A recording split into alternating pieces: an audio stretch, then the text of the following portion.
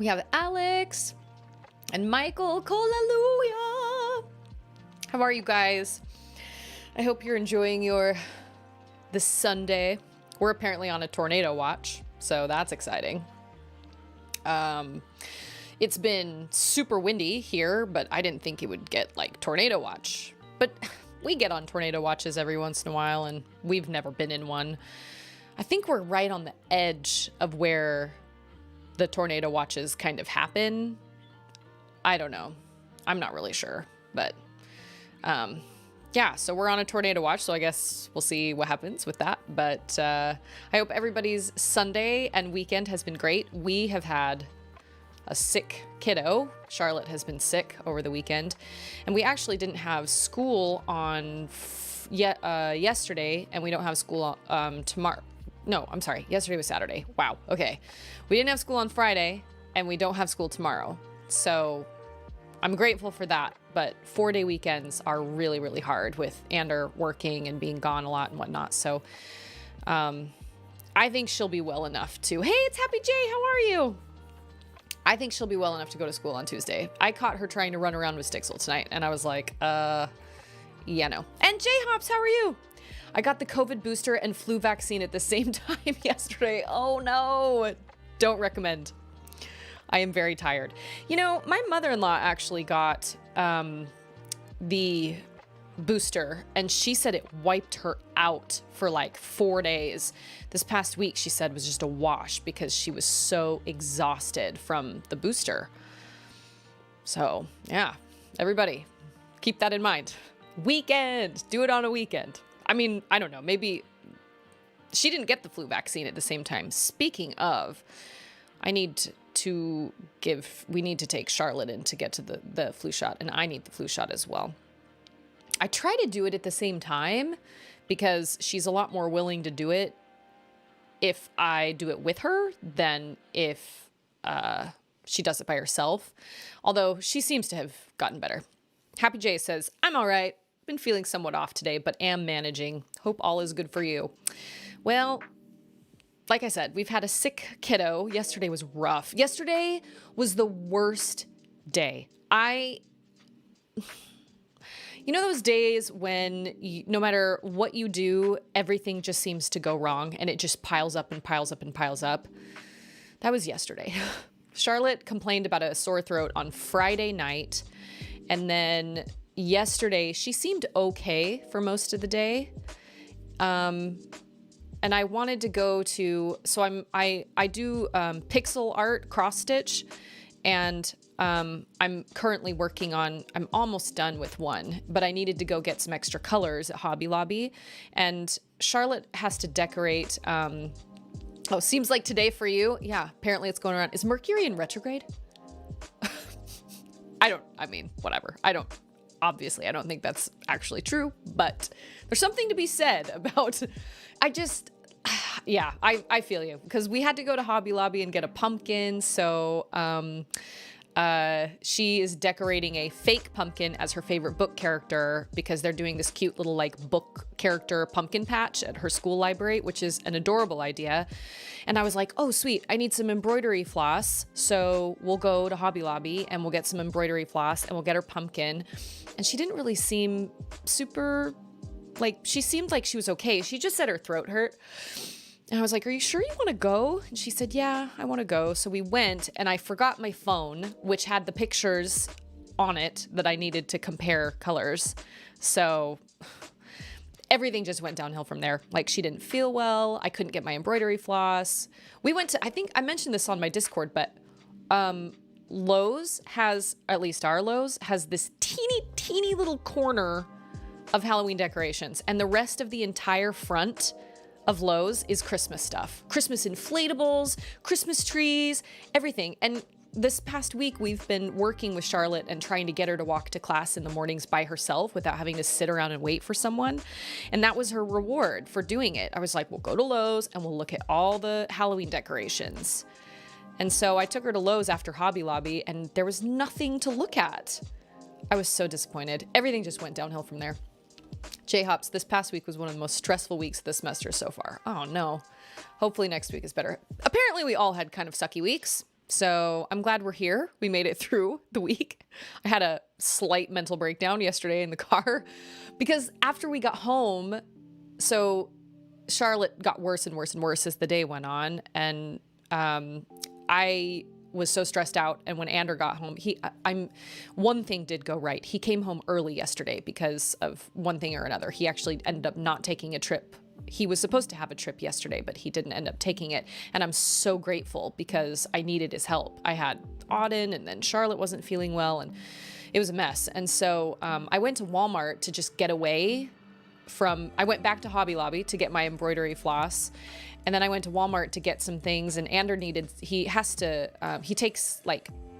uses like protein bars and turkey sausages or turkey jerky or whatever, things like that while he's out on the lake. And I was like, I will go get them for you. I need to get out of the house. And he said, okay. So he stayed here with the girls, but I forgot to get his business debit card. And for financial purposes and because he's self-employed, I have to use that debit card. So the paper trail leads to his business account. So it was this huge mess. And I ended up having to come home and go back to Walmart and buy the stuff, go back to buy it because I'd forgotten the card. And we tried to I tried to purchase it with just his card number, which they told me they could do. But apparently I got the PIN number wrong, or the PIN wrong. PIN number, that's a personal identification number. The PIN wrong, and I lost the piece of paper I wrote his card information down on, and so he had to cancel his card. It was the day just got worse and worse and worse as it went on, and I had a full-blown mental breakdown in my car on the way to Walmart for the second time because I was like, please help me find that receipt. I will do anything. Help me find that piece of paper with his card information on it, and I never found it. I thought maybe I'd left it in the cart at Walmart with all the other crap that I was supposed to buy, but anyway, so yes, enter the PIN number into the ATM machine. I heard that shrimp scampi, I heard scampi is actually just another word for shrimp. So it's actually a shrimp.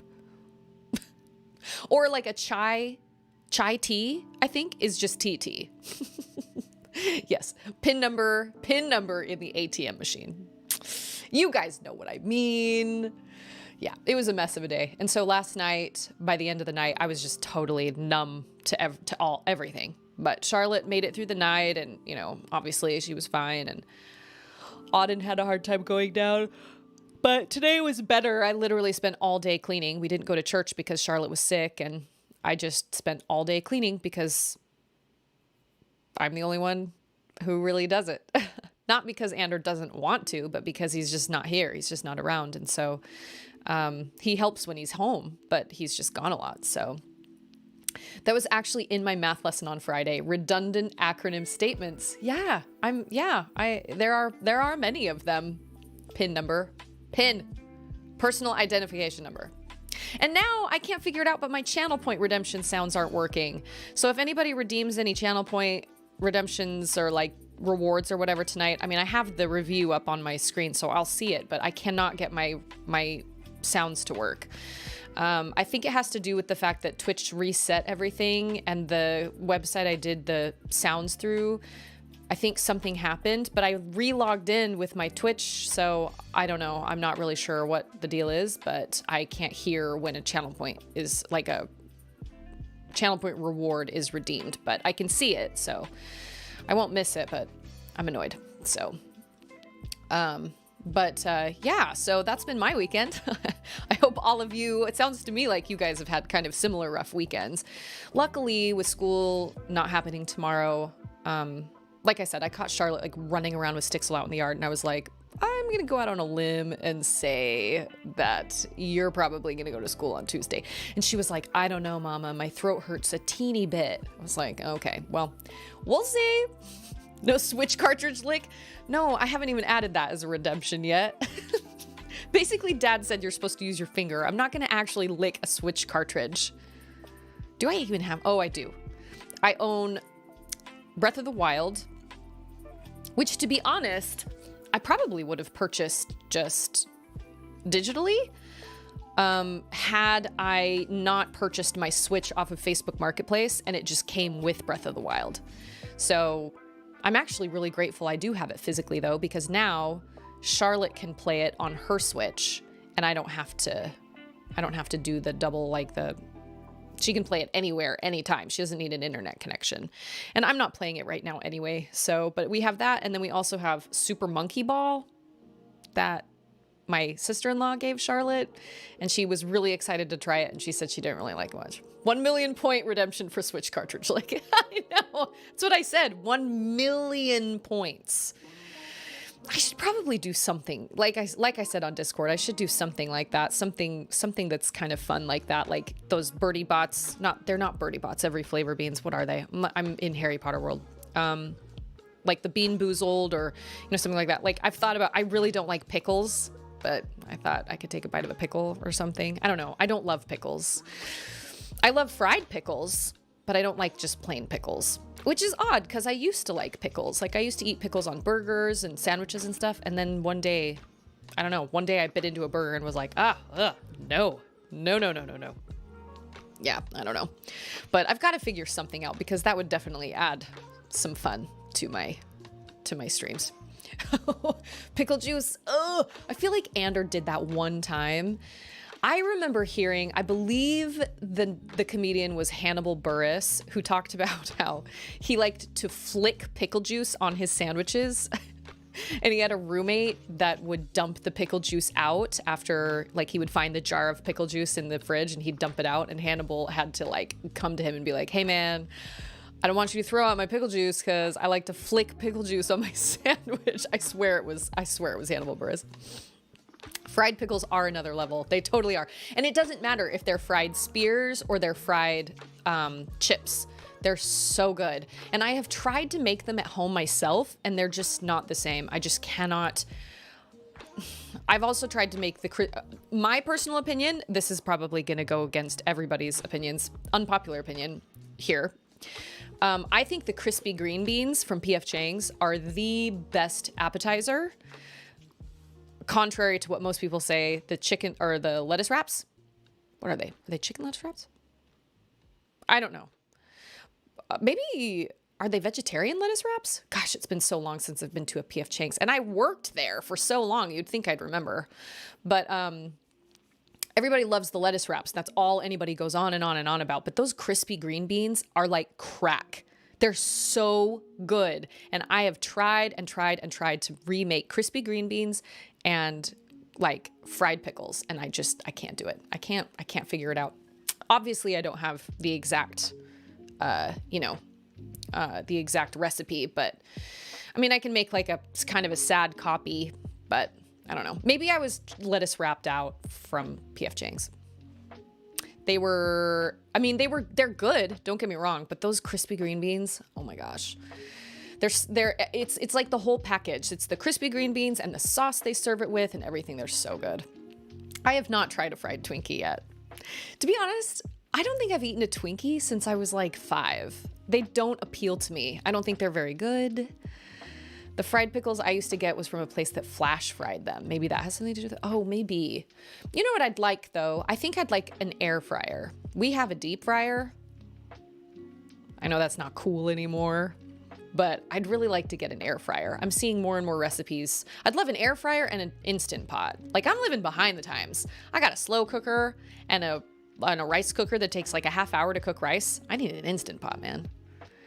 Dehydrated the green beans? I don't know, but they're so good. Like, I could eat my body weight in crispy green beans from P.F. Chang's. I love P.F. Chang's. We don't have one anywhere around here, but we used to go every once in a while. But I do feel like it's overpriced for what it is, though. It's kind of a more expensive restaurant for what it is, because it's good, but it's like, you're paying like Outback Steakhouse prices for Chinese food. I don't know. But I loved working there. I had a really good time working there. For the most part, I really enjoyed it, but I had some times. Air fried pickles would probably be great. Yeah, I need to get an air fryer. An air fryer and an Instant Pot, I think, would make my life a lot easier when it comes to cooking dinner. Probably. Gosh, that's part of my problem with cooking dinner is the fact that it's only me and that I have to come up with something different every night. Seriously, if it were up to me, we would just have pizza and like microwave meals, but I don't want to do that because I feel guilty because Ander comes home after a long day of fishing and doesn't want to eat like a TV dinner. But man, I was not prepared being a stay-at-home mom to have to cook all these meals every single day and have it only be me and then have to clean up the kitchen afterward. But an Instant Pot would make things a lot better because then everything cooks so fast and I don't have to take an hour to cook dinner. This is going to be my reasoning. I need an Instant Pot because, but it's one of those things that I don't want to necessarily ask for like Christmas or Mother's Day or my birthday or something, because I feel like that's just kind of a cop out to be like, oh yeah, I really want an air fryer for Christmas. No, what I want for Christmas is like a PS5. I want an air fryer just because I think I deserve an air fryer because I'm cooking dinner every night. Or I want an Instant Pot because I feel like that is going to enhance my dinner making abilities. Can we even find PS5s still? Or are they still like $1 million? Are they still hard to find? Are the Switch OLEDs hard to find? Have those gone the same way as PlayStation and still hard to find? Okay. I beat Axiom Verge. For any of you that have not played Axiom Verge, I don't know what platforms it's on. I played it on my Switch. It was fantastic. I give it pretty close to a 10 out of 10. I loved it.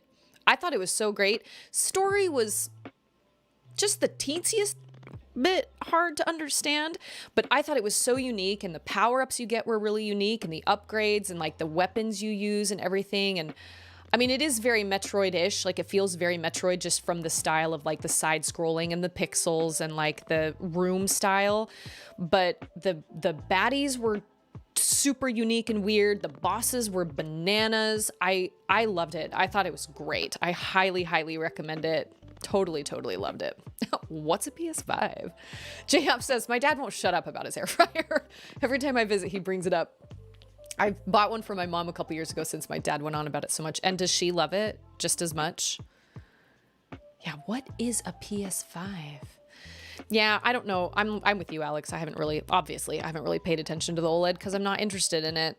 And realistically, I don't know if I would fork out the money for a PS5 right now anyway, because the only games I would be interested in playing are the Ratchet & Clank game and Horizon Zero Dawn. But Horizon Zero Dawn isn't even out on the PS5 yet, is it? When I watched the announcement, like, stream for it, it looked amazing. And I was like, you know, obviously these graphics are incredible and everything, but most of the games they showed, I was like, I don't know. It wasn't really my thing, except Horizon Zero Dawn. But that's the whole reason I bought a PS4, was because of Horizon Zero Dawn. So, and that happened like years after the PS4 came out. Your mom doesn't really bring it up, but she says she likes it. Not sure if that's politeness or genuine. Well, I've heard great things about air fryers.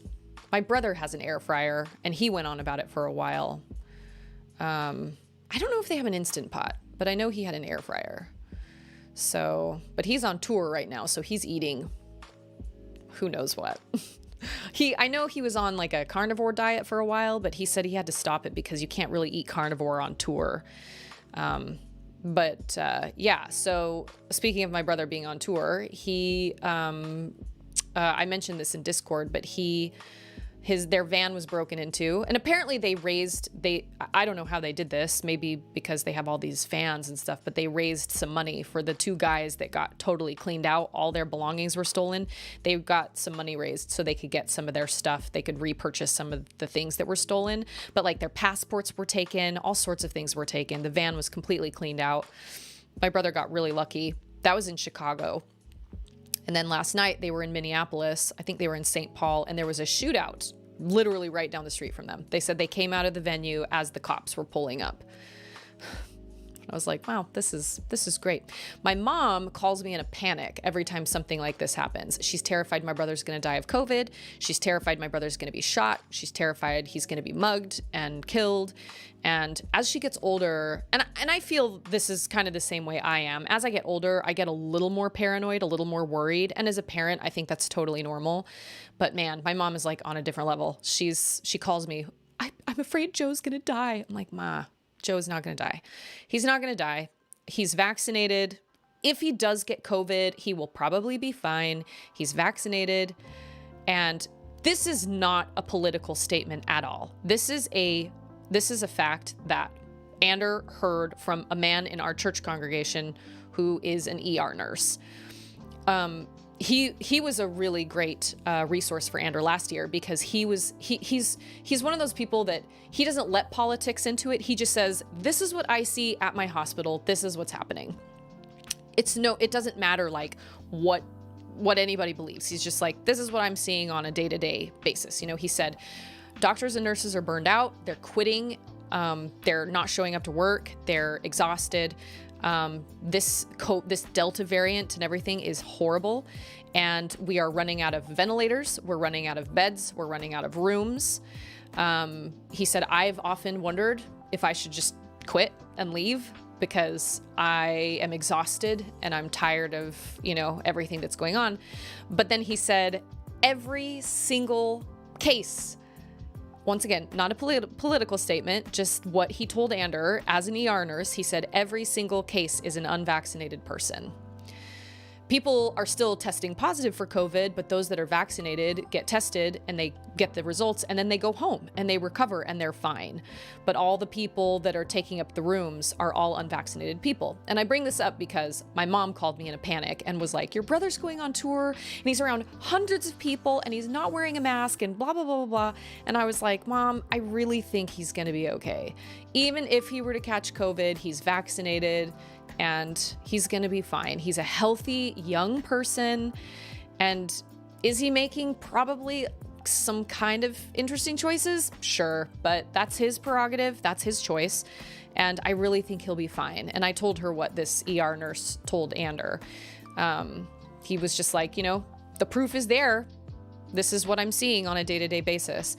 Now that was like a month or so ago, so I don't really know what things are like here. What I do know is I get an email probably once a day, maybe once every 2 days, from Charlotte's school confirming at least one case of COVID at the school.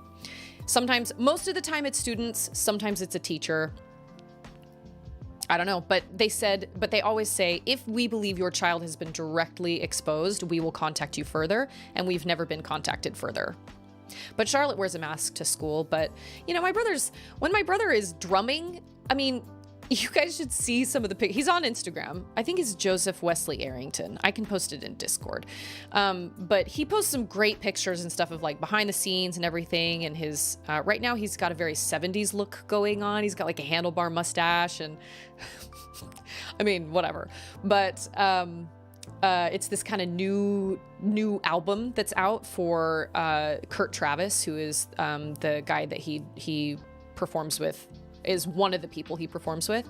And, yes, they're in these venues full of tons of people, but my brother is playing a drum set. So he is dripping with sweat and he works really hard when he's on stage. And so when my mom says, well, your brother's not wearing a mask, I'm like, Mom, that's like asking a soccer player to wear a mask or asking an NBA player to wear a mask. Like, there are some instances where it's just not possible. And my brother is working. He's not doing this because he just enjoys it and because he just wants to just have fun.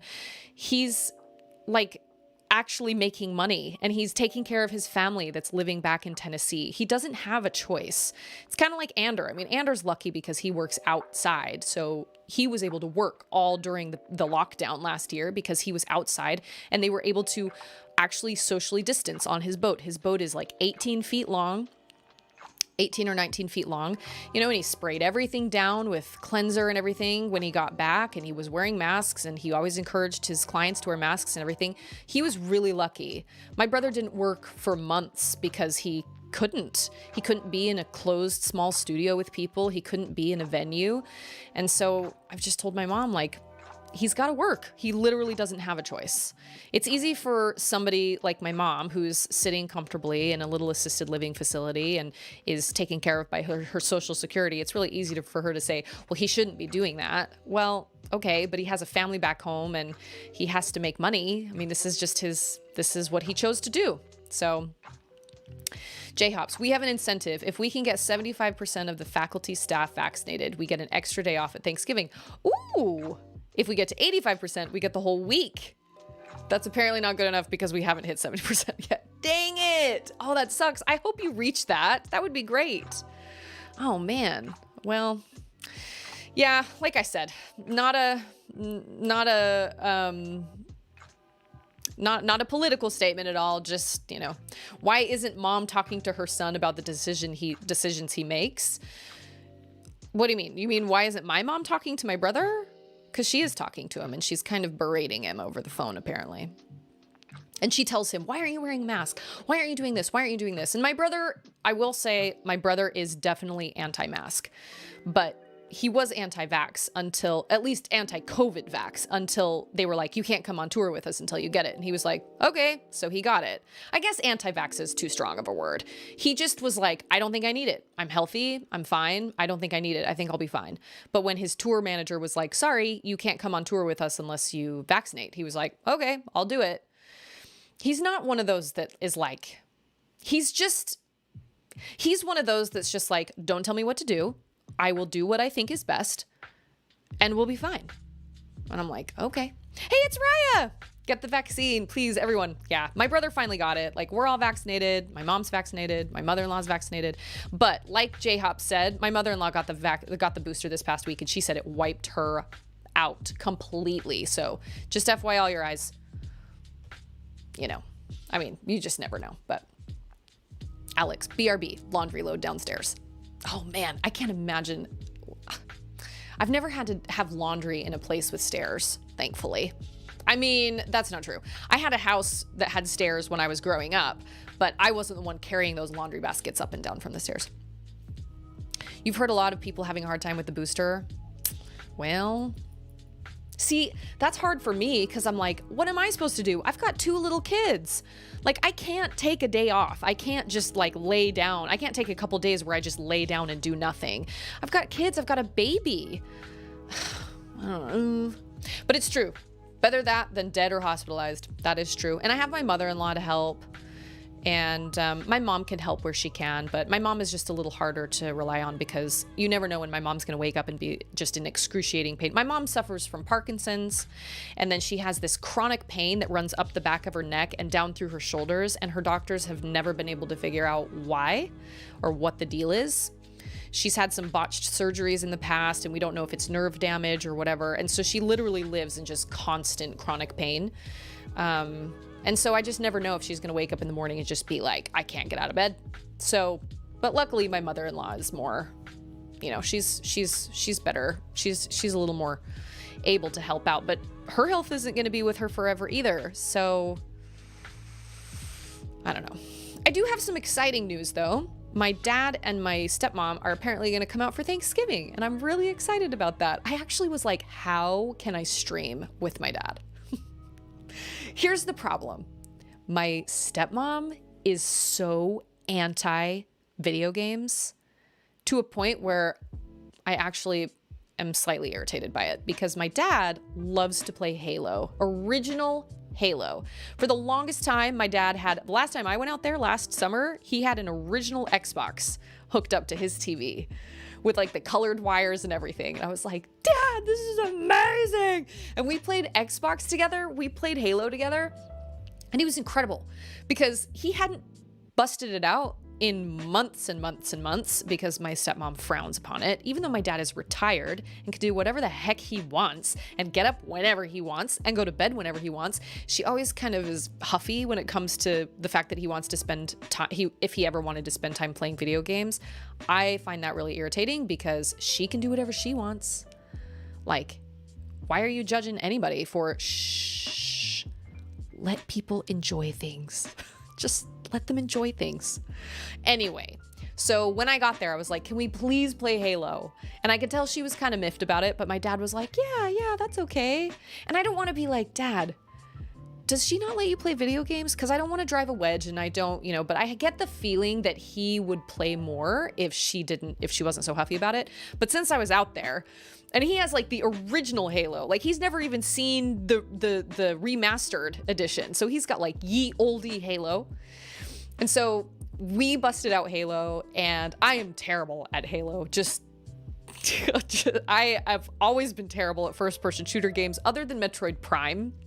But Metroid Prime has a lock-on, so that's okay.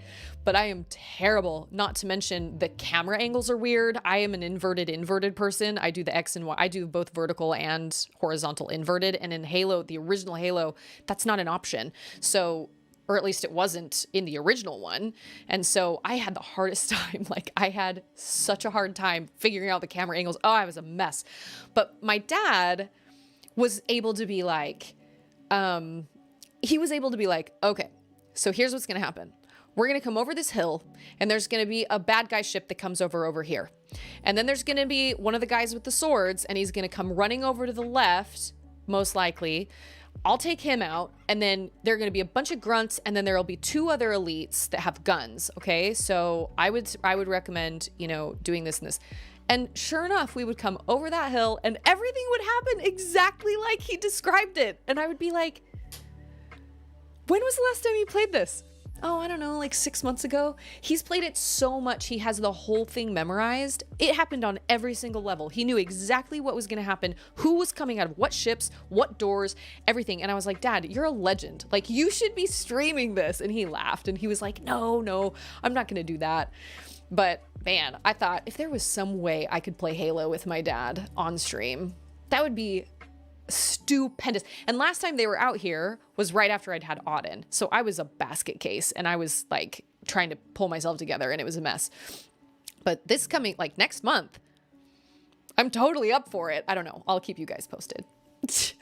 We'll see. Probably won't happen, but it would be really fun. I also don't have an Xbox, but I would imagine I could probably find somebody like in my church congregation that has one. I can almost guarantee there's got to be some teenage boy or some family or somebody that has an Xbox. But my dad he's so good. And I'll never forget the time he called my dad he called me and he goes, Suze, I have something to tell you. And I expected something like legit, like kind of intense. And I was like, what is it? What happened? And he goes, I just beat the Truth and Reconciliation on Legendary by myself. And I was like, Dad, that's amazing. I thought that was pretty great. Are you kidding? I wouldn't play that game on Legendary. I don't have fun on Legendary. I'm one of those people.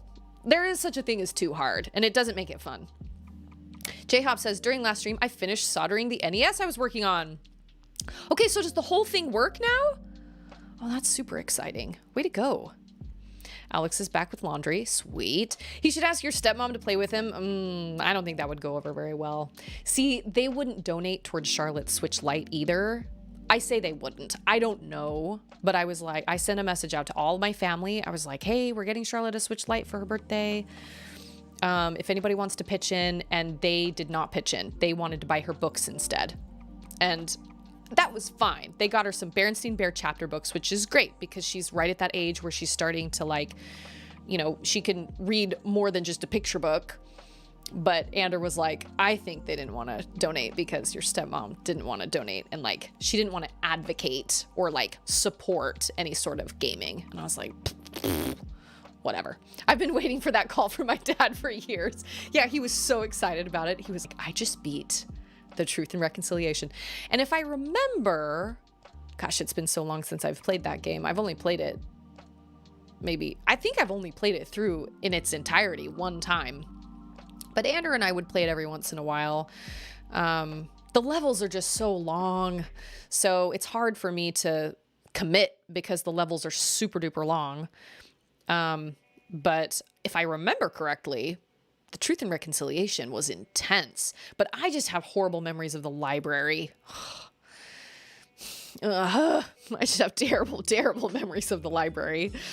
But I had some really good times playing it with Ander, and he enjoyed it up until the flood reveal. And then he was like, this game just turned into a zombie game and I don't really like it. I was like, what? Come on, really? You're gonna get salty about that? Dude, these are aliens. I don't know. Ander's funny. He's not a video gamer either. It took a few tries, but everything's working. I honestly didn't think it would. I plugged it up, feeling defeating, and bam, totally good. Man, I don't know how you do it, J-Hops. You're a hero. Not all heroes wear capes. So how many okay, so wait, how do you put games on there? Does it take a cartridge? Or do you just upload them? Are they all digital? We just went to a party the other night, like a small little birthday party for somebody in my church congregation who, consequently, I had never actually even met. But I was invited, so I was like, sure.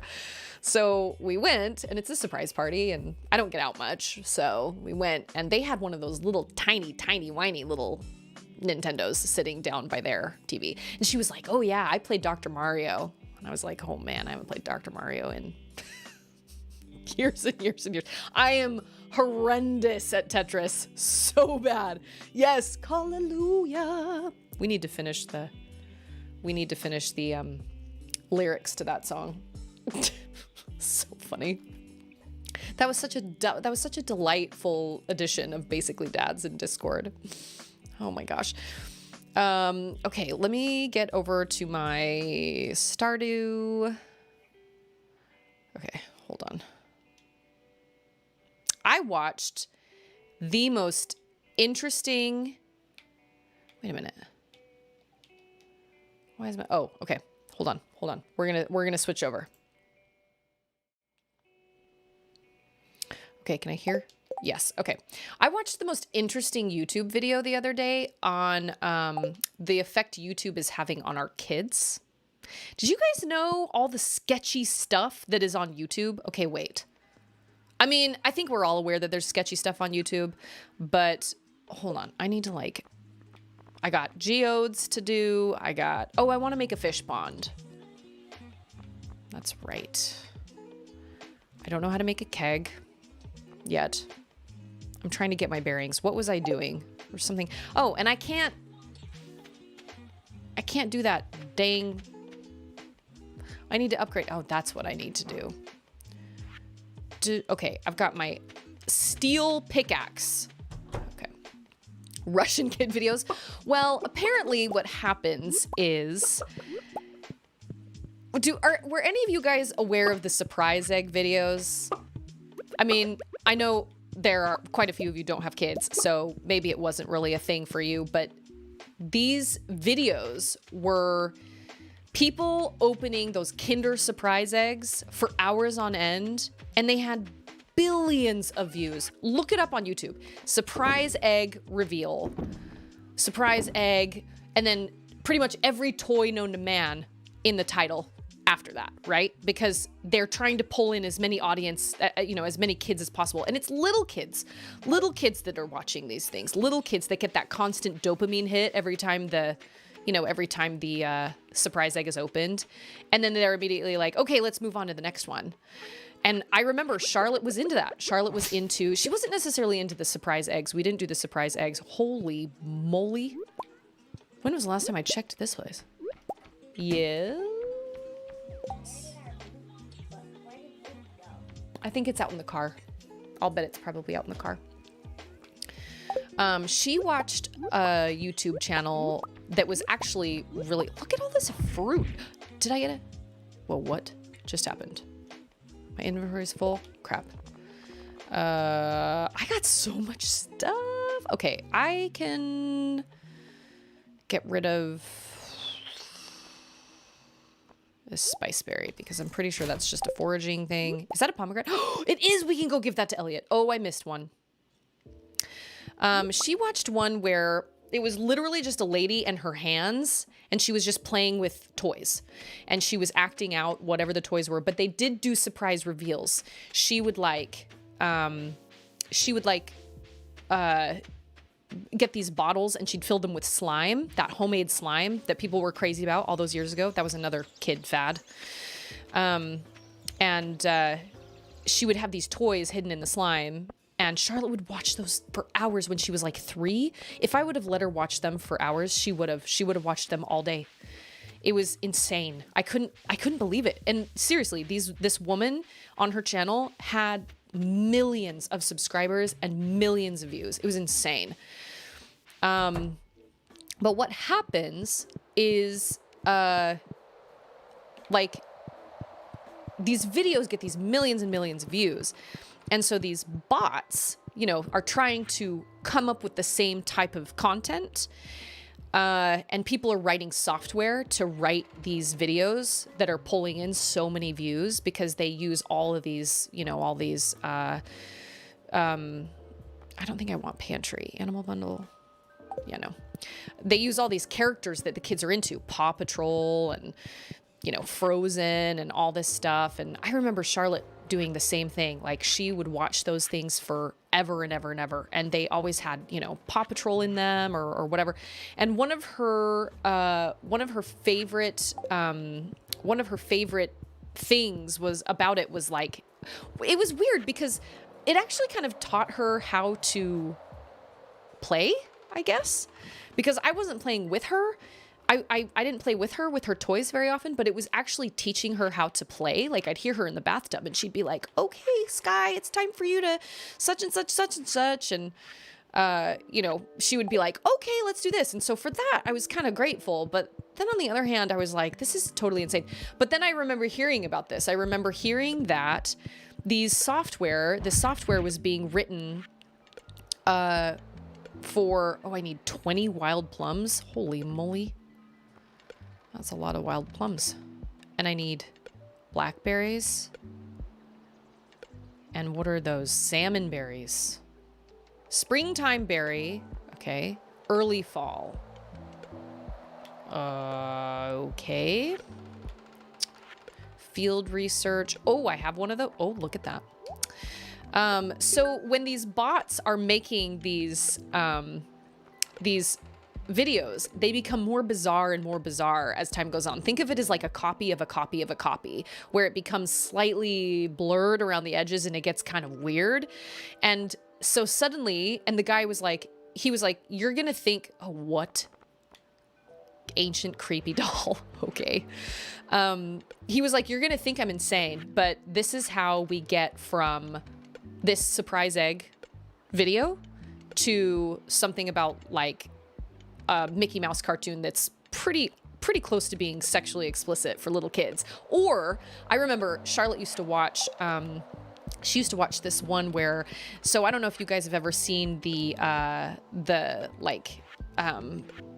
Play-Doh game where it's like an old man and his mouth opens and that you can put Play-Doh teeth in there and then you have to pull the teeth out if one of them's bad or something like that. There's like some game. And this woman in these videos was playing that game, and she was having the Paw Patrol pups, like, pull the teeth and it was all wholesome. Like the ones that Charlotte the ones that Charlotte was watching were really wholesome. But she would be like, okay, Mr. So-and-so, you realize that you need to brush your teeth twice a day and you need to floss. Okay, sorry, pups, I'll do better. And they'd be like, that's okay. We'll brush your teeth for you and we'll get you all ready in no time or whatever. And so it did promote like oral hygiene. But hey, Abigail, let's say hi. I don't have anything for you. Have you decorated your house at all? That's what I'd be doing if I had a house. Yeah, well, decorating a house means I need money, which I have 10,000 gold. Oh, crap. Really? I thought he was closed on. Dang it. Hey, it's Fresh. How are you, Fresh? We're talking about crazy kids YouTube videos. Because what happened was apparently these bots and these algorithms or these software and the algorithm and stuff like that was pulling up, for some kids, they were pulling up videos of like Peppa Pig getting her teeth pulled, because that's what was happening wholesomely in these videos. But then once it got copied and copied and copied and was written by these bots, suddenly it was traumatizing little kids because they were seeing their favorite characters get like their teeth pulled at the dentist. And so when I found that out, I was like, oh no, we are not doing this. And so I nixed Charlotte's YouTube privileges. I was like, we can't do this anymore. I'm sorry. We can't watch this anymore. And she was really bummed out about it, but she eventually got over it and it was fine. But apparently this is a huge problem on YouTube. And parents that are just letting their kids just watch YouTube completely unsupervised are literally allowing their children to be exposed to traumatizing videos where their kids suddenly become afraid of dentists, they become afraid of doctors, they become afraid of the dark, they become afraid of their favorite characters. They get scared of Elsa and Mickey Mouse and all this crazy stuff. And the fact of the matter is, with YouTube, you don't really know who is making all of this stuff. You just see, oh, this video has 7 billion views or 7 million views or whatever. And there's no way for us to really know like who's making all this and where it's coming from. And, you know, they just put this huge jumble of all these popular kids things in the title, like Paw Patrol, LOL Surprise, Frozen, Elsa, Play-Doh, whatever. It's just this giant mishmash of all these words. It was like a 17-minute TED Talk, maybe 20 minutes. It was fascinating. And I was like, wow, I'm really glad we got out of that before things got crazy, because I don't need Charlotte being any more frightened of dentists or doctors than she already is. You know, she's fine going to the doctor and the dentist, but, you know, there's something always a little frightening about. We need to go find Elliot. I need to give him his pomegranate, and then he will love me. But just be warned. Oh, there he is. Look what I have for you. Susie, this is a beautiful gift. Thank you. Stab, you're welcome. It must be satisfying to follow your crop from seed to harvest. It's as if your essence is infused into the fruit. Gilderoy Lockhart, everybody, I'm telling you. That's crazy. Don't tell me that's how folks like anti-vaxxers are trying to scare kids into being afraid of doctors. I wouldn't put it past them by any means. Hey, farm girl, I've got a question for you. Do you think I'll ever turn pro? You're destined to be a sports legend. Maybe, if you practice a lot. No, you'll most likely fail and become a salesman. I'm gonna say if you practice a lot. Yeah, well, I'm so good, I'm not gonna have to practice that much. Yeah, okay. You strike me as the type of person to become an Uncle Rico later in your life. I could throw a football over those mountains. Could you, Uncle Rico? Could you? We could have taken state. Wow, I took the long way around to get to the mines. What was I thinking? Yeah. Anyway, it was a really fascinating TED Talk. I don't listen to TED Talks that often, but I'm always grateful when I do listen to them. I forget how amazing TED Talks are. But this guy was like, here's what I do for a living. I design software for, I don't even remember. It was something so unbelievably brilliant. It was crazy, but his finishing thought was, keep your children away from YouTube. And I can honestly say, Charlotte and I only watch YouTube when we are legitimately looking something up on YouTube. Because I read that article years ago about how YouTube was like terrifying little kids. And I was like, okay, well, I don't need this in my life. So it's crazy. And there's no way to really, I mean, YouTube has done its best to moderate it. I mean, they're doing the best they can, but at the same time, you know, but then, so he said, and some of these videos can get crazy, super crazy graphic, you know, even though they're cartoons and stuff. And he showed some of them, kid you not. There was a video, because he was talking about the song, the Family Finger song, which I don't know if any of you have heard this song, but it goes like this. Daddy finger, where are you? Here I am, how do you do? It's this earwormy kind of tune, he calls it, that just gets in your head, and every kid loves it. And I remember catching Charlotte singing it in her crib multiple times, and she would watch those videos too on YouTube. And there are billions of renditions of people using their hands. They're animated, they have Disney characters on their fingers, all sorts of stuff. But once again, they start to get weirder and weirder and weirder. And I'm not joking, he was showing videos behind him on the screen, and there was a video of Hitler dancing with super long, wacky legs. And there was this weird skeleton. I know you think I'm joking, but I'm not. There was this weird skeleton dancing next to him, and he was fighting the skeleton as he was dancing, and this music was playing. And there was like a weird hand down in the corner doing like the little thing. It was the most bizarre thing. I mean, it was obviously made by a bot, but I mean, the fact that that's even out there on YouTube, like it doesn't make any sense. It's the weirdest thing. It's so bizarre. But he was like, yep, that's how you get from, you know, Peppa Pig going to the dentist, or going to, or you know, hanging out with her friends, or solving puzzles with her friends or whatever, to like Hitler dancing with the skeleton, trying to kill it with a sword. And I was like, I really wish this was fake, but it's not. I mean, he had a whole slew of these videos up on the screen above him, and anyway, he was just like, keep your kids away from YouTube. It's absolutely insane. And it really is like crack to little kids, because I remember when it was time for Charlotte to turn her phone off, or my phone off, because she would watch on my phone, she would throw the biggest fit. It was almost not worth giving her the screen in the first place because of the fit she threw when I took it away. Even if she'd been watching for an hour, you know, if I needed that hour to do something or whatever, she would throw the biggest fit. And it was just, it got to a point, that coupled with the article I read about why YouTube was terrifying the kids. Yes, a fever dream. That's exactly what it is. Like a fever dream, kind of weird hallucination that you have when you're like extremely sick. It was so bizarre. It was very, very strange. But apparently these videos are everywhere on YouTube, and they're coming into our kids.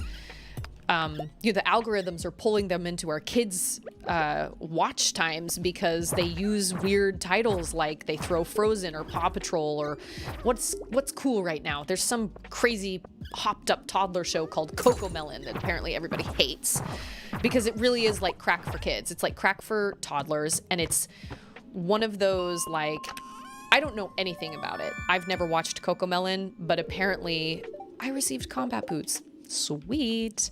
But apparently it's like just this little kid who's got like 2 teeth. My friend who was telling me about it was like, I don't know how old he is, because he can talk, but he only has like 3 teeth. And he walks around in a diaper a lot of the times, I guess. I don't really know, but apparently it's like crack for little kids, and it's been proven that the flashing colors and all the craziness, and it's so crazy and bounce off the walls, that little kids get overloaded on it, but they can't stop watching it. So their eyes glaze over and they just can't get enough of it. And once again, it's like crack for your kids. You try to take it away and they absolutely lose their minds. They go crazy over it. And it's specifically made for that, because they know that gets views, and that these kids will scream and cry until their parents put on Cocomelon. And I say I'm grateful I've missed that, and that, you know, Auden isn't old enough to watch Cocomelon, but if it's not Cocomelon, it's going to be something else, you know? Like, there's always something else. Like, these surprise egg videos are still going on. I don't know. And so the guy on this TED Talk said, so now YouTube has announced, and I guess this was a while back, but he said, you know, now YouTube has announced that they're going to have a kids app where all the videos will be moderated by human beings. And that's kind of frightening, because then it's not children that are witnessing this firsthand, but it's still human beings that don't have access to proper health care, proper mental health care, which is also a problem with Facebook and with YouTube in general, is the fact that, think of all the crazy things that probably get uploaded to YouTube on a regular basis. People are probably trying to upload things that are horrifying, right? You know, killings or beheadings or, you know, child abuse, you know, things like that. And so now you're putting that to underpaid workers that have no access to get mental health care, no therapy, anything like that. Anyway, it opens up this huge can of worms. But oh my gosh, it's Mr. Swiss. How's it going, Swiss? Glad to have you here, my friend. Oh, I just got that. Oh, I need to put on my boots. So anyway, it basically just goes to show you that YouTube is like, I love YouTube and I love my YouTube Premium because it's awesome and I don't ever have to watch ads anymore, and I use it to listen to music and do workouts, and it's great. But the dark side of YouTube is insane. And I guess there's actually I think there's a documentary actually of these people who work as moderators for Facebook and YouTube and whatnot, and the heinous things they come across. And the fact that, like this guy said, they have no health care. They don't have any way to deal with the shock and with the trauma, kind of like 911 operators. They really need support for what they're seeing and what they're witnessing, and they don't have it. And so suicide rates are actually like through the roof for those workers because they have no way to deal with what they're seeing. It's really sad. And what's really sad is that people are taking these videos and trying to upload them on YouTube in the first place. I mean, it's just a whole, like I said, a huge can of worms, but it was so interesting. It was such an interesting TED Talk.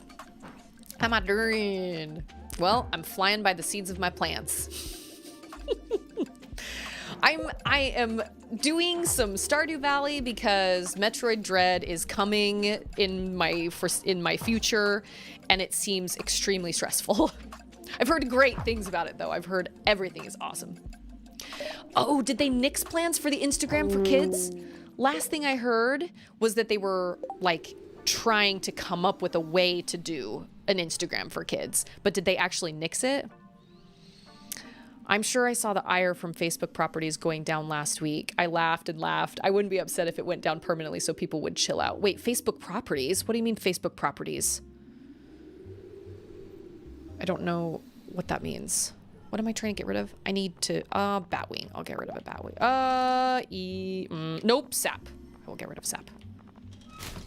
Did I just pick that up? Whatever that was? What was it? Whatever it was, I got it. Okay. Oh, it was gold. Gold. I need gold. Facebook and Instagram and everything else. Oh, yes.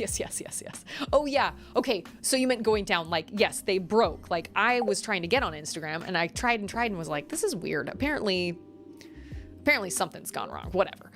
And, you know, no big deal. Whatever. But apparently, yes, the internet completely lost their minds.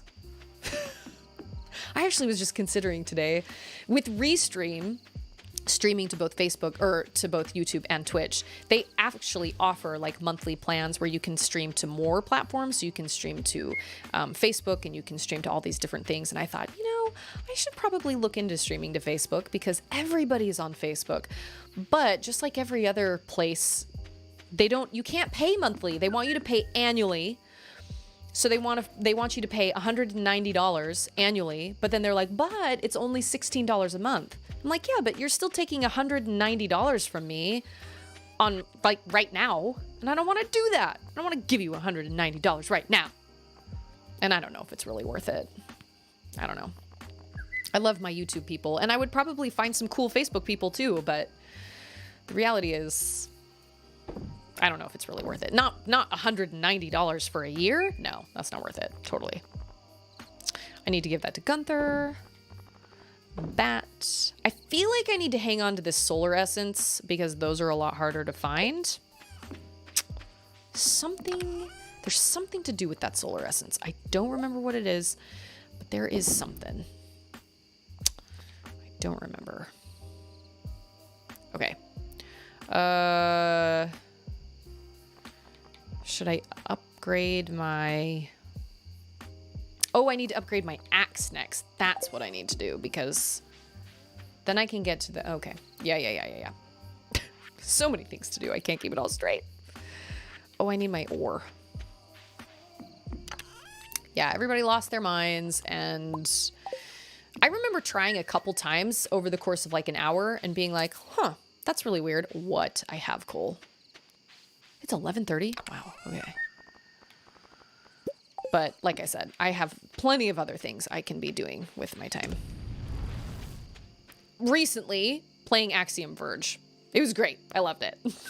Very unique, super crazy. It was really cool. I really, really liked it a lot. Hey, it's James. Hey, it's James. It's getting late. Let's go to bed. Tennis. I hope your weekend has been enjoyable. Who has tomorrow off? Do people here have tomorrow off? We have school off. We had Friday off too. 4-day weekends are hard, but Charlotte's been sick over the weekend, so that's been equally, more hard. It's been more difficult. But I hope everybody else has not had to deal with sick kids, because that is not ideal. But it's okay. Yesterday was the worst. She seems better today. We have tomorrow off, so that's cool. And then she'll definitely be going back to school on Tuesday. She was like, I don't know. My throat's still a little sore. Yeah, okay. But you were just running around with the dog outside, so I'm gonna go out on a limb and say you're gonna be. Oh, Alex, your university is still in session tomorrow? Well, I don't know. I did find it kind of odd that they got Friday off and then they also get tomorrow off. I don't know.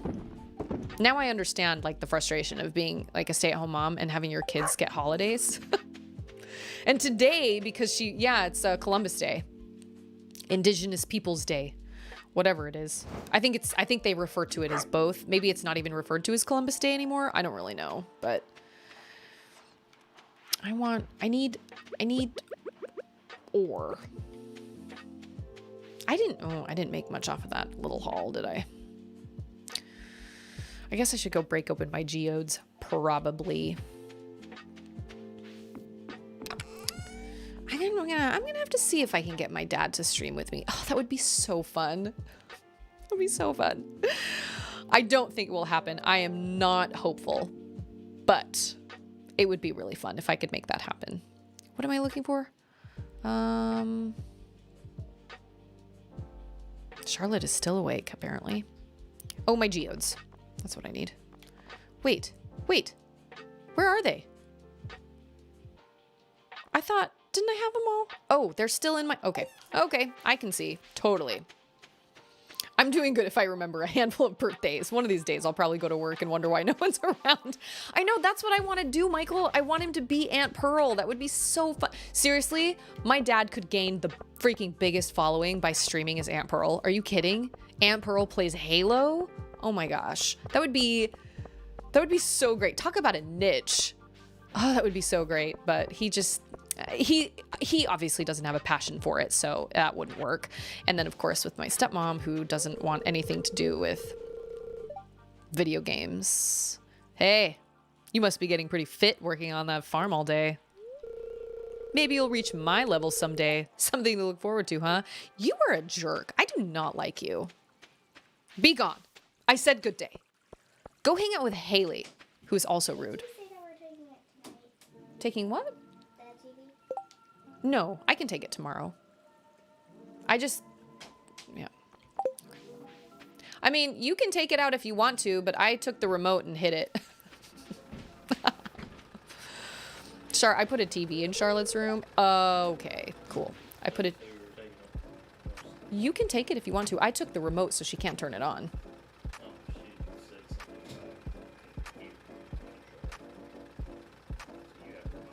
I have the TV remote.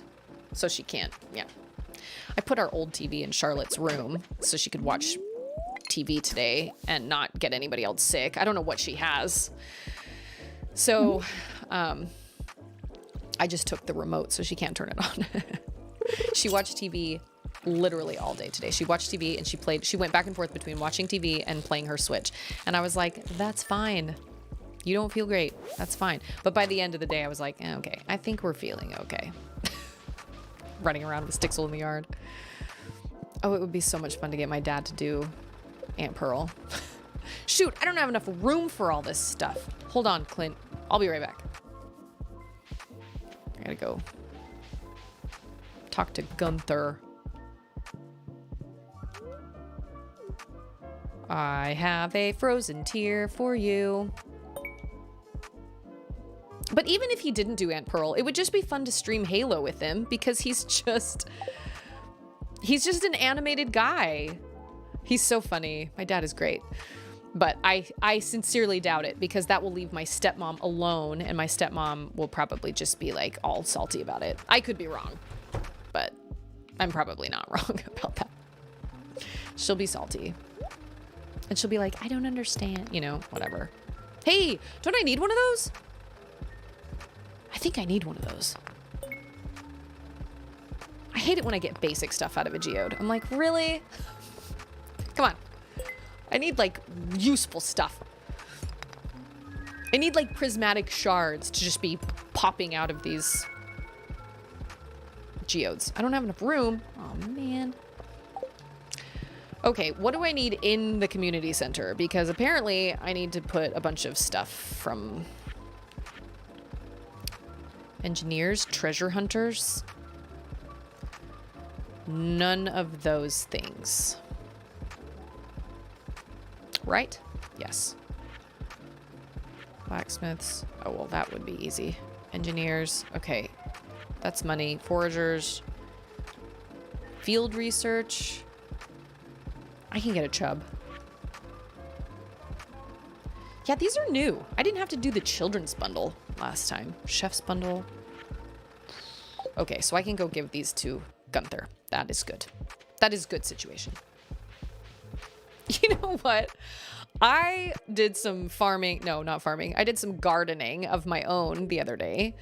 We have this garden area that's out in front of Charlotte's window in the front of our house. And it's literally just become an extension of our lawn. It's just a lot of grass and weeds. And I've been meaning to put like Mario fire flowers that I wanted to make, you know, and put them in there as like, you know, little lawn decorations and stuff. But let's be honest, I don't have time to do that. And I still have like, I've got the styrofoam sitting out and I just haven't been able to do it. So I finally the other day was like, you know what? I'm going to weed that. I'm totally going to weed that. So I got out the hoe and I started weeding, and gardening is such hard work. And Texas dirt is so dense and it just turns into clay.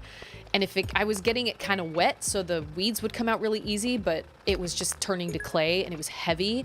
And then I upset like 3 fire ant mounds while I was doing my gardening. And so suddenly I realized my dirt that I was like almost standing in was moving.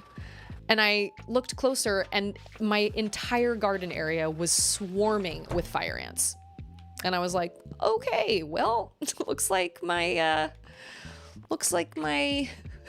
weeding for the day is over. I've upset many, many small, angry, treacherous little creatures that I hate. Whoa. Chicken statue. I don't even have enough room for this stuff. Do these hang out here? Melon seeds, starfruit seeds. Oh, plant those in the summer? Okay, well, summer's half over.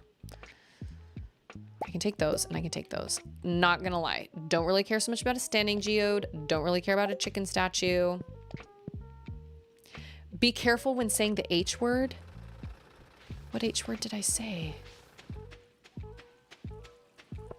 War is the H word. I think that's a Futurama. Futurama episode about war, because they sign up to be in the army. That's right. They sign up to be in the military because they want the military discount at the store, and they sign, or like at some convenience store, and then they sign their names. And they're like, so we're never going to go into combat, right? And the guy's like, not unless war were declared. And then this siren goes off and they go, what does that mean? And he goes, war were declared. It's good times. But yeah, I struggled. I definitely struggled with my gardening the other day. The gardening tool. Oh, the garden tool starting with an H. Yeah. Gotta be careful with my hoe.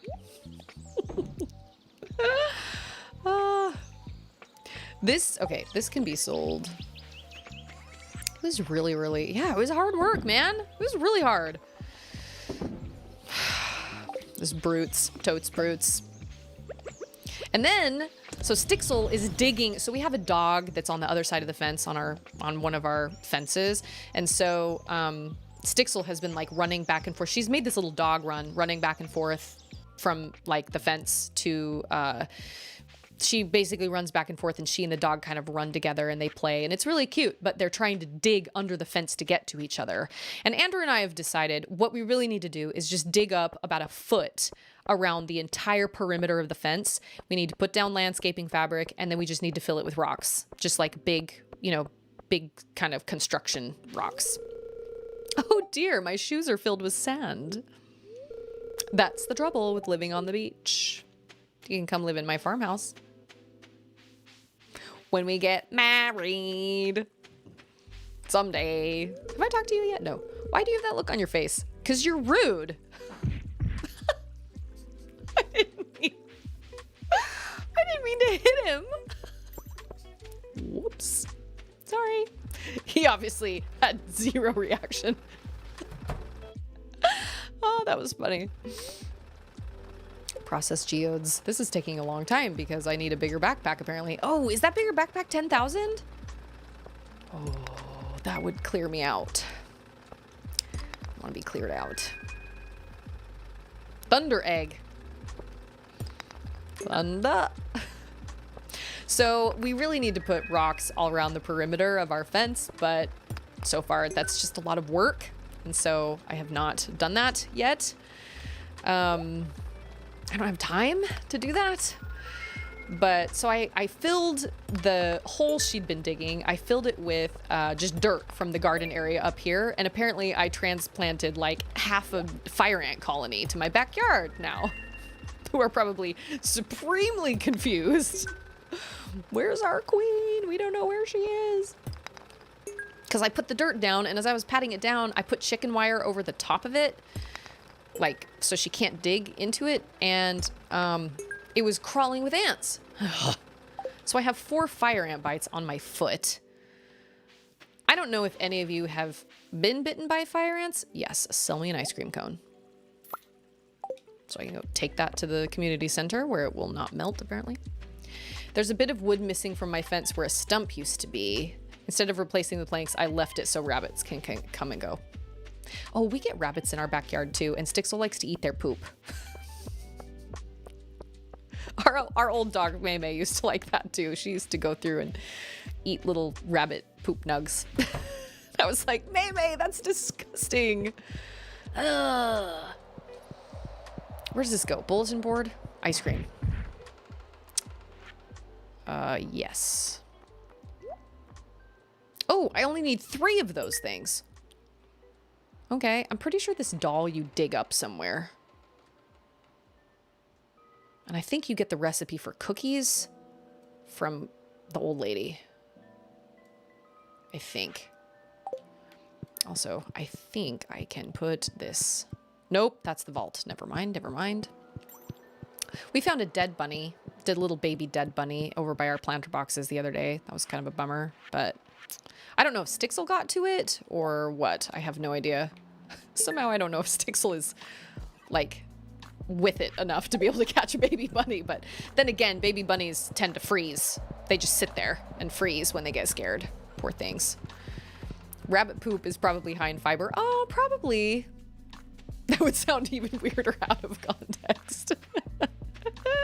That's probably true. That's probably true. But still, ugh. It's probably high in fiber, but that doesn't change the fact that you are literally eating waste. Okay, no, my dog. We're talking about my dog, okay? FYI, all your eyes. We're talking about my dog eating another animal's waste. It's disgusting. Stixel, why? I'm astounded she hasn't ever gotten sick from that, but... I guess I could go give this frozen tear to Sebastian, but I'm not trying to woo Sebastian. If I see him, I will give it to him. I need to go put that gold over there. That sounds really weird out of context. It's true, it does. Yeah, well. What do I need the earth crystal for? Oh, my mayonnaise machine. Yeah. Mayonnaise. I only need 1 right now. Oh, I guess I could open this up and have all my chickens. Come out, chickens. You can come out. Yeah, see? Mm-hmm. Rodents eat their own poop because they don't extract all the nutrients on the first pass. Are you serious? That's how guinea pigs are? Okay, I did not know that. You learn something new every day? Wow. I had no idea. I mean, I guess that makes sense, but that is also very odd. Why wouldn't they get all of the ingredients? Why wouldn't they get all the nutrients out first pass? Why only rodents? That is very strange. Okay, well, all right, then I'm not as worried about Stixel eating rabbit poop, but it's still gross when you think about it. I wonder if I can get Pierre to cook dinner tonight. Get it, girl. Make it happen. Make him cook for you. I know I always appreciate. Granny. I'm going to bake cookies today. That's what I need. They're coconut wonders shaped like little palm trees. Hee hee. Oh, that's adorable. Maybe I'll tell you my recipe one of these days. Granny, you give me your recipe. Or, better yet, just give me cookies so I don't have to make it myself. Cows have multiple stomachs. It's just another gross way to achieve the same thing. I guess that's true. Ugh. Yeah, you two were meant for each other. You guys do your thing. You be together. I know that if you give them stuff, then they become more friendly to you. I know that, but man, they start out as jerks. Both of them. Haley, more of a jerk, more so than Alex, but still. Yeah, what? I don't want... Alex is more like... He's a jerk in the fact that he's just really overly confident and is just kind of like... No, he's not pompous. He's aloof. No, he's not even aloof. He's just cocky. Haley is the one that's like, those clothes are really ugly. Or you might look better if you put on some makeup. If you stay in the sun a lot, it'll make your hair lighter. It's a good thing to know. Okay, Haley. Thanks for that. She's not wrong, actually, but still. Have I talked to you yet today? I can't keep straight to that. Okay. Oh, there's Shane. Ooh. What do you want? Leave me alone. What do I give you? I need to give you something so you don't hate me so much. Elliot, I've talked to Elliot. Koalas babies eat poop to get the enzyme to digest eucalyptus. Y'all, I have learned more about poop this stream than... We're very lucky to have a library in such a small town. When you're lost in a book, it's easy to forget the realities of your life. Oh, poor Penny. Yeah, she's got it rough, man. Hey, girl, hey. If I knew how to use a sword, I would be exploring those caves near the mountain lake right now. It's probably nice and cool in there. Also filled with monsters, but yes, I would think so. How much is a sword? I ask you, because my club is not really doing it anymore. Now that we're down into like the wintry, frozen kind of freezy levels of the cave. Yeah, no, my club is definitely not cutting it. Greetings. Pirate sword. Claymore. Oh no, that's really heavy. Wood mallet. No. Cutlass. +2 speed? Oh. Pirate sword. 8 to 14 damage. 9 to 17 damage. What is my club? Hold on. 9 to 16 damage? That's like the same damage. Why are you all so educated about poop? That is a Crest question. Imagine koala's breath would smell. Ugh. Koalas are adorable, but when they get mad, they get really, really mad. I saw it on a nature show one time. You do not mess around with the koala. They also apparently make terrible pets. There's some Craigslist ad. Somebody was trying to sell their pet koala. They thought it would be a good idea to get a pet koala. Spoiler, it was not. They were trying to sell it. And they listed out all the pros and cons. And they did have some pros. They were like, you will never have another spider in your house. Literally. Our koala eats every pest you can possibly imagine. We've never seen a bug since we got him. Ever. Not once. And actually, we don't see a lot of bugs either because we have lots of geckos around, which is great. Listen, geckos can live in my house. They are basically paying rent. You can live in my house? Sure, fine. Totally. I don't mind geckos. I don't like bugs. We usually only see earwigs. And if I can, I will catch those and feed them to Chuck Norris. I'll feed them to my Venus flytrap. Hey, Linus. What's going? How's it going, my dude? You want something from me? No, just trying to say hi. Just trying to be neighborly, since we're kind of sort of neighbors. I do need that.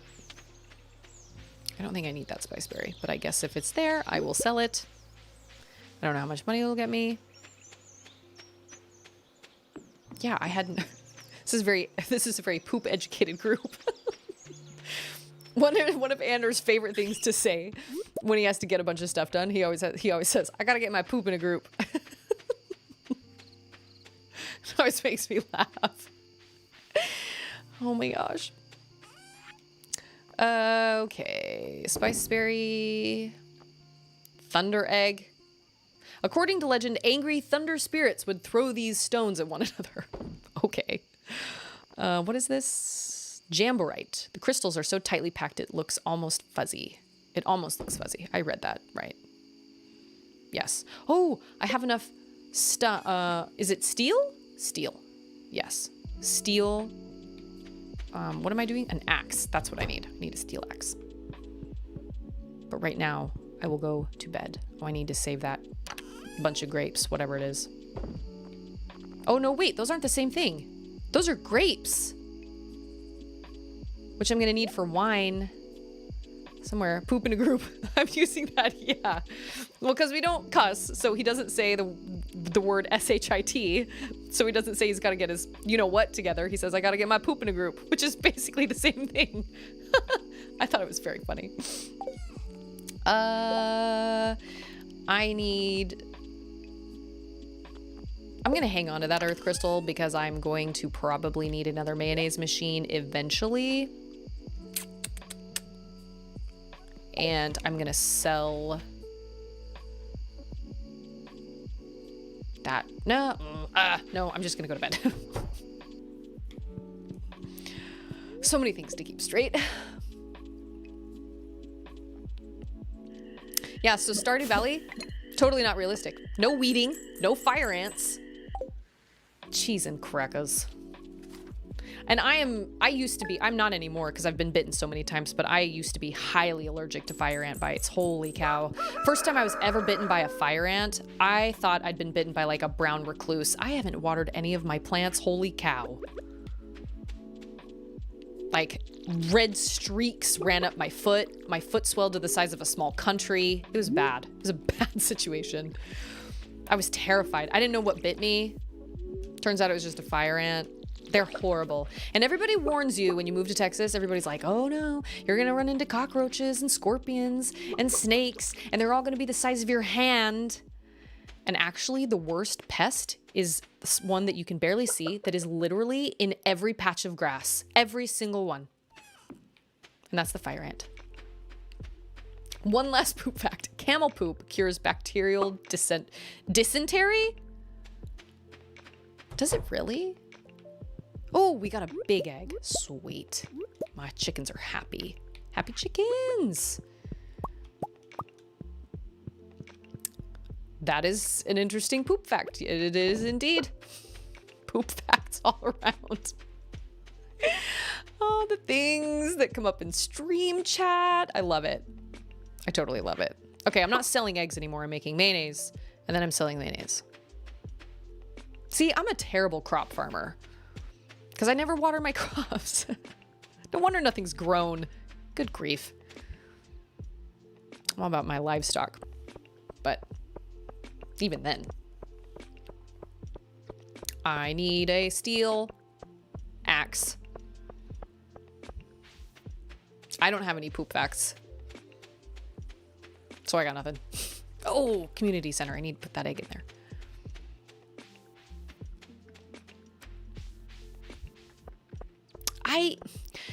I'd like to say that I love like having a green thumb and gardening and whatnot, but I really kind of don't. Maybe, you know what? Maybe I would if I had more time, but it's not something that I'm willing to really prioritize right now. So it is what it is. Got a big brown egg. I guess I should probably build another, like a barn.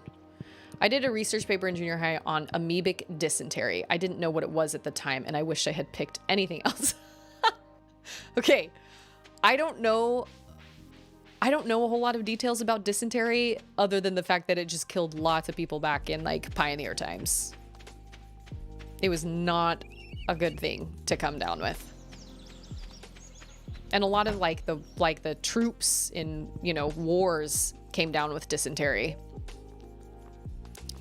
Construct farm building. Oh, wait. 10,000 and 450 pieces of wood.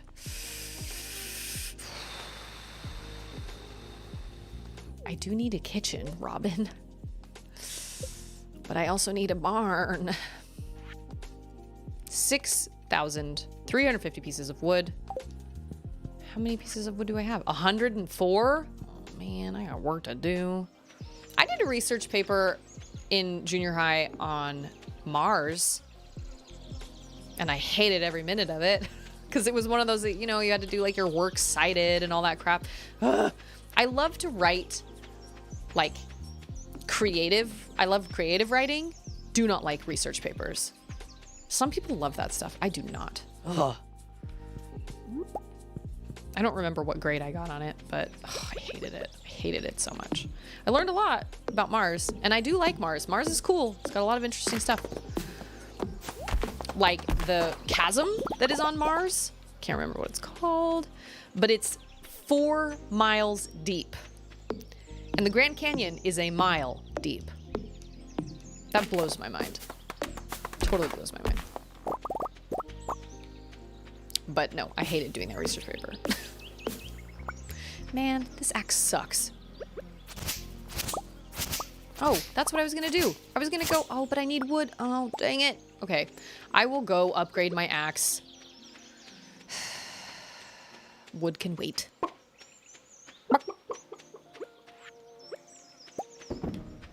What else did I do papers on in school? I don't remember. Who likes mayonnaise? Does somebody in this city like mayonnaise? This town? Hang out? Like mayonnaise? I swear somebody likes mayonnaise. Or maybe it's duck mayonnaise. Did you guys know you can make dinosaur mayonnaise? Yeah. Skull caves, man. Skull caverns. You can get dinosaur eggs. They are rare, but you can get them. Is Clint open on Friday? Or is he just like not there? I swear there's like a day of the week where he's literally just not there. Yet his door is open. He's way too trusting of this little town. I think it's Fridays. Oh, nope. I was wrong. Sweet. Steel axe. 5,000. Thanks. I applied to work at NASA for a year-long project where you live in a biodome that's supposed to mimic living on Mars. They never called. You really did? That's insane. Holy cow. And they never got back to you? Well, that's a bummer. Wow, that would be fascinating. I wouldn't ever be able to do that, but that would be fascinating. I'd like to see the results of that. Aren't there people that are willing to like fly to Mars, like go live in Mars? You know, when I was in junior high, I really loved my junior high science class. I had a really great teacher for the first, well, go find him and ask him. You noodle. Huh? Oh, I didn't notice you standing there. Not like we just talked, Haley. Here's somebody who likes me. Maybe. Susie, you look puzzled. I guess the hot summer air can make us a little dizzy. No, I'm just in love with you. Not yet. I did, so I had the same science teacher for my 7th grade year and my 9th grade year, and she was great. I loved her. And that was when I first developed a love for astronomy, because I had never learned anything so mind-blowing as what she taught us about like black holes and pulsars and all sorts of crazy business. Oh my gosh, I love astronomy. I'm terrible at math, so I could never actually like do astronomy, but I love it. I love like learning about it and whatnot. I'm not exactly qualified, but I like to learn and would be happy to help with what I imagine is a healthy salary. I would imagine too. I do not think you are wrong. But we were given the task of trying to figure out how we would colonize Mars. Whoa. Oh my gosh, get it together, Susie. And how we would bring people to Mars and how we would make that happen. And we were put into pairs, and I was put with one of the most popular girls in my grade, which was really intimidating for me. I was not a popular kid in junior high / high school. I was one of those kids that everybody knew, but I wasn't popular. Like, the popular crowd knew who I was. And I feel like everybody knew who I was because I managed to sing for my entire school multiple times, like for an assembly for my entire grade. And so everybody knew who I was, but I was never part of the popular group, but they all knew who I was by name. But anyway, so I was put with this girl and I was extremely intimidated. But my idea was to build a colony underground. And we had to come up with all sorts of different things. We had to come up with how people would get exercise, how people would get oxygen, what we would do about crime, what we would do about garbage and waste.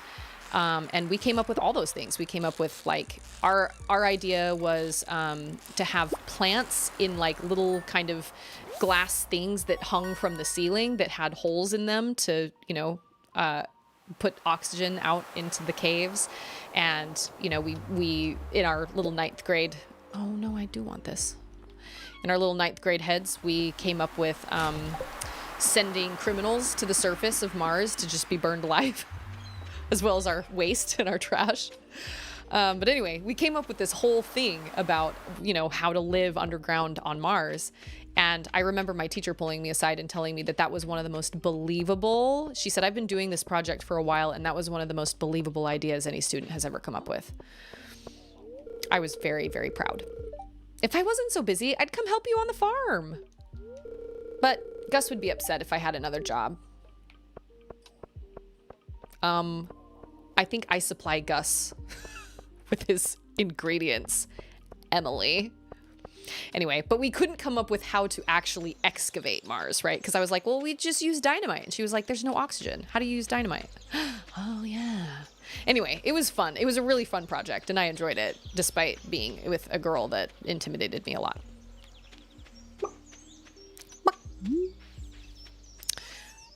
Do I need a pufferfish for the fish tank deal? I can't keep straight what I need. Masterfish? No. Ocean fish? Nope. Crab pot? Ooh, I do have one of those. Oh, I can't do it from here. That's right. I keep forgetting that. Okay. Fine. I will put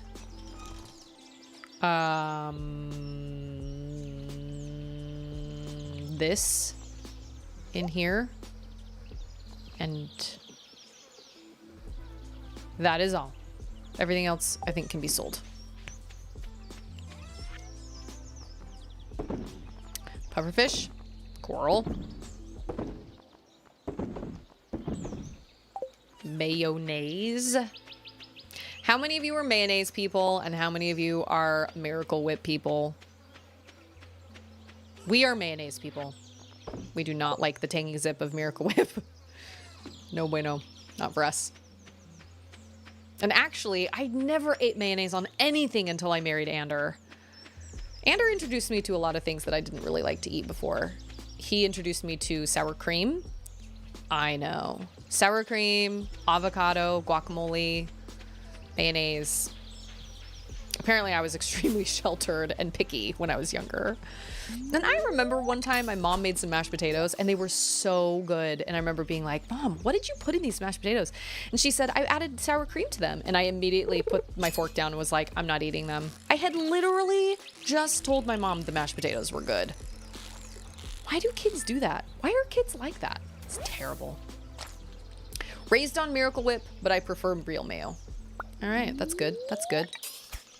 I never ate either as a kid, so I never really, I never really knew that there was a difference until I married Ander. And then Ander was like, oh, no. It's all about the real mayonnaise. And now, of course, I also agree. I can definitely eat a sandwich with Miracle Whip on it, but I prefer mayonnaise. Don't I need a chub? Alex doesn't like either. Oh, and Raya's a weenie with trying new food. Yeah, I used to be.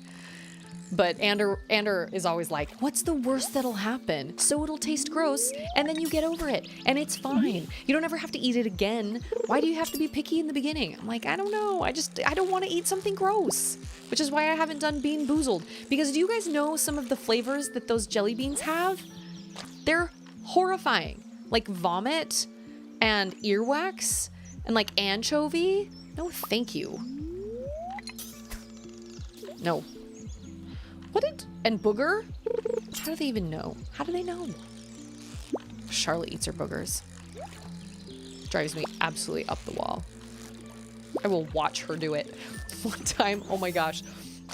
Real mayo is where it's at though. Miracle Whip is gross. So I kind of agree with you. Although, like I said, I'll eat Miracle Whip. It's not my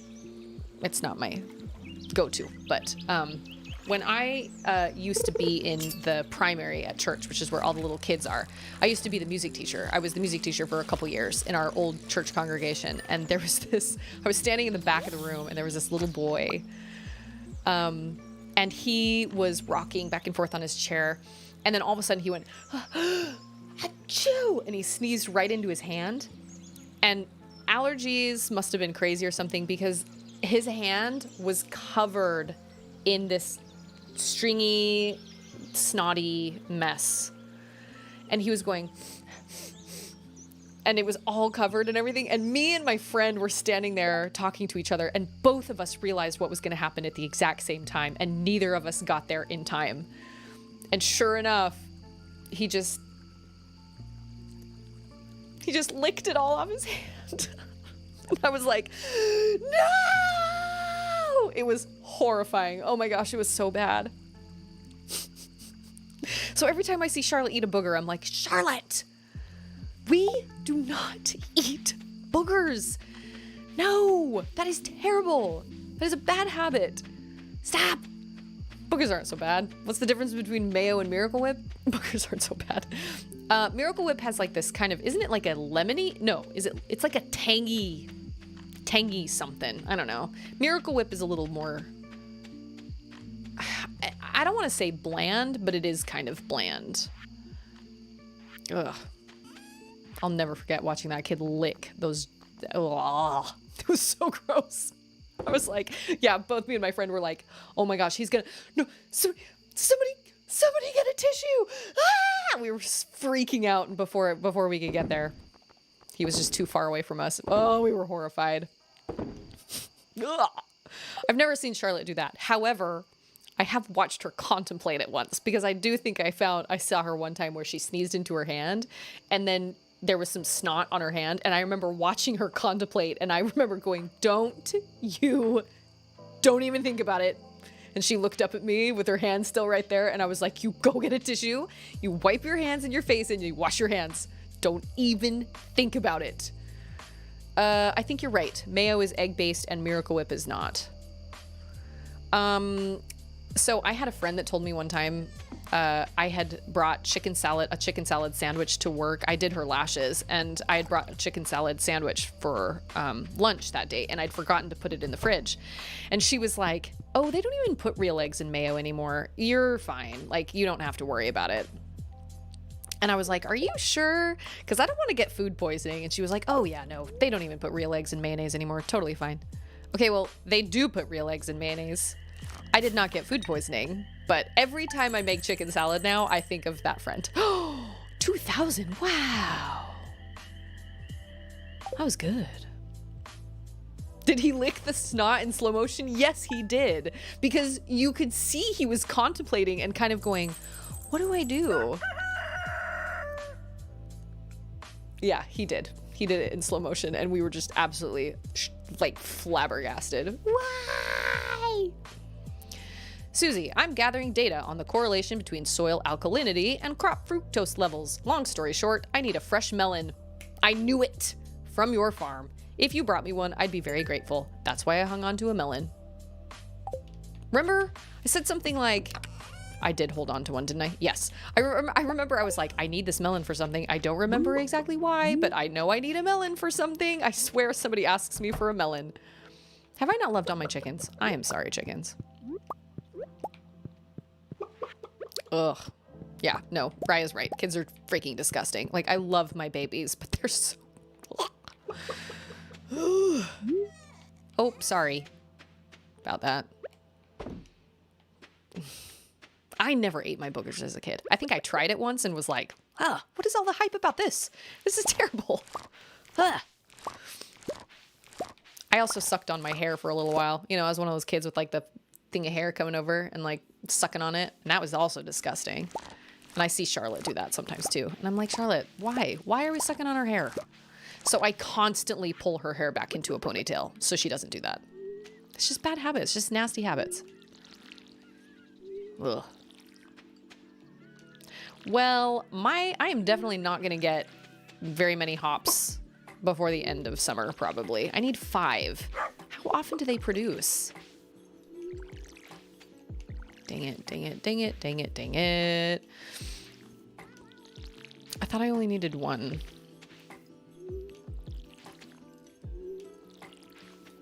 I also had a kid in that same church congregation. I was up in front of everybody and I was talking and gesticulating and I was teaching them a song.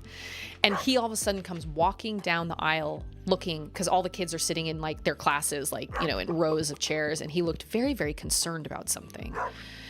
And he comes right up to me and he was like, I need to tell you something. This is in front of like 25 kids, maybe not 25, maybe like 15 to 20 kids. And I was like, okay, what do you need to tell me? And he goes, it's important. I was like, okay, what do you need to tell me? Oh, what am I doing? Okay, there we go. No, no, no, no. What am I'm trying to sell stuff. Okay, there we go. Axiom Verge has my buttons all messed up. And he goes, I said, okay, if it's that important, you can tell me. You're in front of all these people. And he goes, one time at Chuck E. Cheese, I was like, buddy, you're going to have to wait and tell me later. It's like, dude. So I got to his class later and was like, dude, why did you let him come up and talk to me? And he goes, I don't know. He said it was important. Sorry, Dad. Sorry, bud. Chuck E. Cheese is not that important. I mean, I don't know. Maybe it was important, but I was like, dude, I'm sorry, but you gotta sit down. I've seen some very funny tweets about little kids. Like, man, I love little kids. Adults never ask me what my 3rd favorite reptile is. And I mean, they're not wrong. They are not wrong.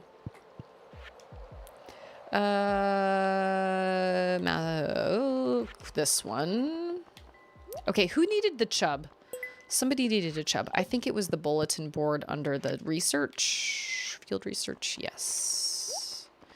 We need a chub. Oh, I didn't put that one over there either. Oh, gee, dang it. I hate it when I do that. Don't forget to name my cow Clucky if I ever get one. Well, I have to name my animals food. So I guess I could just name him Chicken. This is my cow Chicken. Wait, your cow or your chicken? Yes, it's a cow. Chicken. Wait, what? My cow is Chicken. Your cow's a cow. My cow is Chicken. Let's go see if we can find... Oh, look at that. I really love this. How did you know? Because I gave you one a couple days ago and you said the exact same thing. I hope we're not having mushroom casserole tonight. Now the people want to know, what is your 3rd favorite reptile? Oh, I need Demetrius. My 3rd favorite reptile. I don't even know what my 1st favorite reptile is. I do love snakes. I will not lie. I think snakes are really cool. Snakes don't scare me. Snakes are really cool. Obviously, if I am faced with a venomous snake, I will be frightened. But snakes don't scare me. Oh, what the heck? Where is he? Yo, Chickadee, where's your dad? Hey, have any interesting farm stories to tell me? Nope, not yet. I do not. I have to admit, I still fall prey to the logic from time to time. Here's 5 years of backstory, so you fully understand the point I need to make about what just happened. It's okay. I do the same thing. I talk way too much. And especially now as a stay-at-home mom, because I don't get out that often, I talk a lot. Like, a lot. Where is Demetrius? Is he up by the cave? Maybe. I love snakes. I mean, I do. I like reptiles. Reptiles are cool. I don't have a problem with reptiles. I like lizards. I like geckos. Ander did, he did pest control for a summer. No, like half a summer. And, okay, I'll leave you alone then, buddy, old pal. Oh, there he is. Where was he? So he was in the house. He was just somewhere I couldn't see him. This is perfect. It's just what I need for my research. It's going to be hard not to eat it. Thanks a bunch. You are welcome. Okay, wait. If strigalactone levels could be increased, would it have a proportional effect on mycorrhizal growth? Oh, sorry. I was pondering some data and I didn't notice you there. I did just give you a melon. My mom is like crazy with backstory. She will tell everybody her whole entire life story. I'm looking forward to fall. The cool mountain breeze, the swirling red petals, the smell of mushrooms. I too like fall, Abigail. I think most of us actually here tonight like fall. Third favorite reptile? First favorite reptile. I don't know. Did you guys know, maybe you guys know this, but did you guys know that you can tell if a snake is venomous or not if it floats on the water? Venomous snakes' bones are hollow. So if it's like floating on top of the water, yeah, no, get on up out of there. Get on out of there. But if it's like below the water and just its head is up, it's not venomous. I think Ander had a cottonmouth that was chasing him for a little while. A while ago. Did you finish where we were gonna, oh no, I did not. Hey, it's Bishop! Not much water in Australia. Well, yeah. Ander had a lady that was trying to tell him, she said, yeah, if you could just make sure to treat the garage because the mice are pooping on my walls. And Ander was like, I'm sorry, what? She was like, yeah, we find mice poop on our walls. And he was like, ma'am, that's gecko poop. Mice don't climb walls. And she was like, oh, I thought it was mice. I was like, yeah, no. Mice do not climb walls. Oh, some people. What time is it? 1:40? Oh, do I get money for this? Yeah. To the bottom. Pam is thirsty. Oh. Oh, can see Prem. Oh, shoot. She's already in bed. Dang it. Dang it. I mean, lots of water around Australia. Poisonous snakes too. You mean like do poison? Well, is there such thing as a poisonous snake? I thought all snakes were just venomous. Poisonous means if you touch it. Venomous means they have to bite you, right? What am I doing? See, I get distracted and I can't. Oh, I have a lot of stone. Oh, that's right. I guess we should go fishing because fishing makes us money. Venomous. To be fair, I saw a venomous snake at the beach. It was curled up next to me and I had no idea it was there till I got up. Ooh. Yeah, I have seen one venomous snake in my entire life in like real. Oh, are there poisonous snakes? I didn't know that. Either way, snakes that have any sort of venom or poison, I believe, float on the water. Elliot. The sun is angry today. My skin is a bit too delicate, I'm afraid. The sun is angry? Okay. Do I want to marry you? I don't know if I can marry somebody who takes longer getting ready in the morning than I do. Elliot seems like that type of person. I don't know. He is lovely. I'm sure he's lovely. Very hopeless romantic. Touch it or eat it, I guess. I didn't know that. I thought it was just venomous. I thought snakes had to actually bite you. But yeah, I saw a coral snake on our walk one time. And it was just like moving super slow, just chilling. And I sent a picture of it to my family. It was at the college campus I used to walk around. And it was very nature-y, in the middle of nature. And all sorts of trees surrounding it and everything. And I sent a picture to my family. And I was like, what do I do? Do I run over it with my stroller? And my sister goes, what? No! You are in its territory. You just let it be. And I was like, I am a horrible person. Why did I even think of doing that? Just because it's venomous or poisonous or whatever doesn't make it bad. It was just in its own, you know, world. Wasn't hurting anybody. I mean, it could have. I don't think coral snakes are, I don't think they're like territorial or like aggressive. Like cottonmouths are aggressive. Like if you come anywhere near their nest, they'll follow you and come after you. But I think coral snakes are pretty chill. Yeah, touch it or eat it, I guess. Yeah. So that's the only poisonous snake I've ever seen. Like with my own eyes in the wild, in nature. It's 5 o'clock. Oh, it's 9:30. Okay, I'm gonna have to.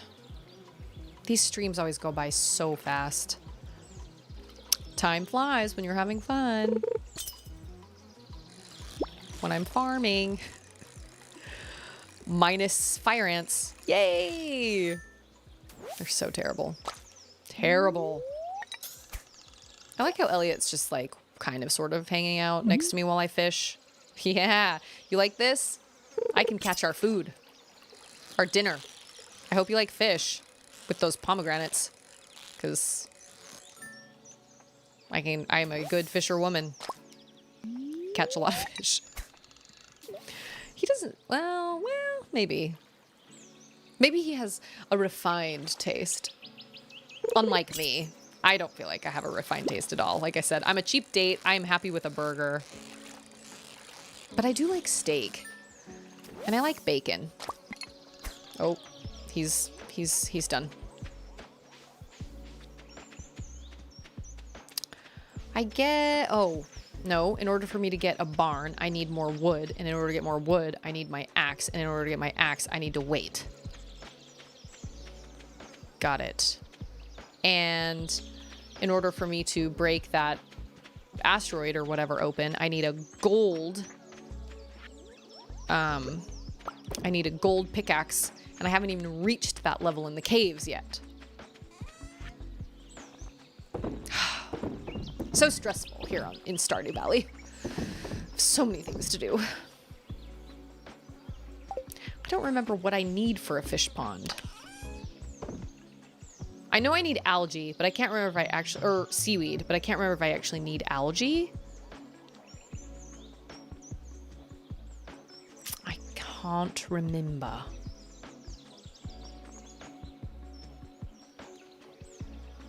I guess I have to upgrade. What do I need to upgrade? My hoe?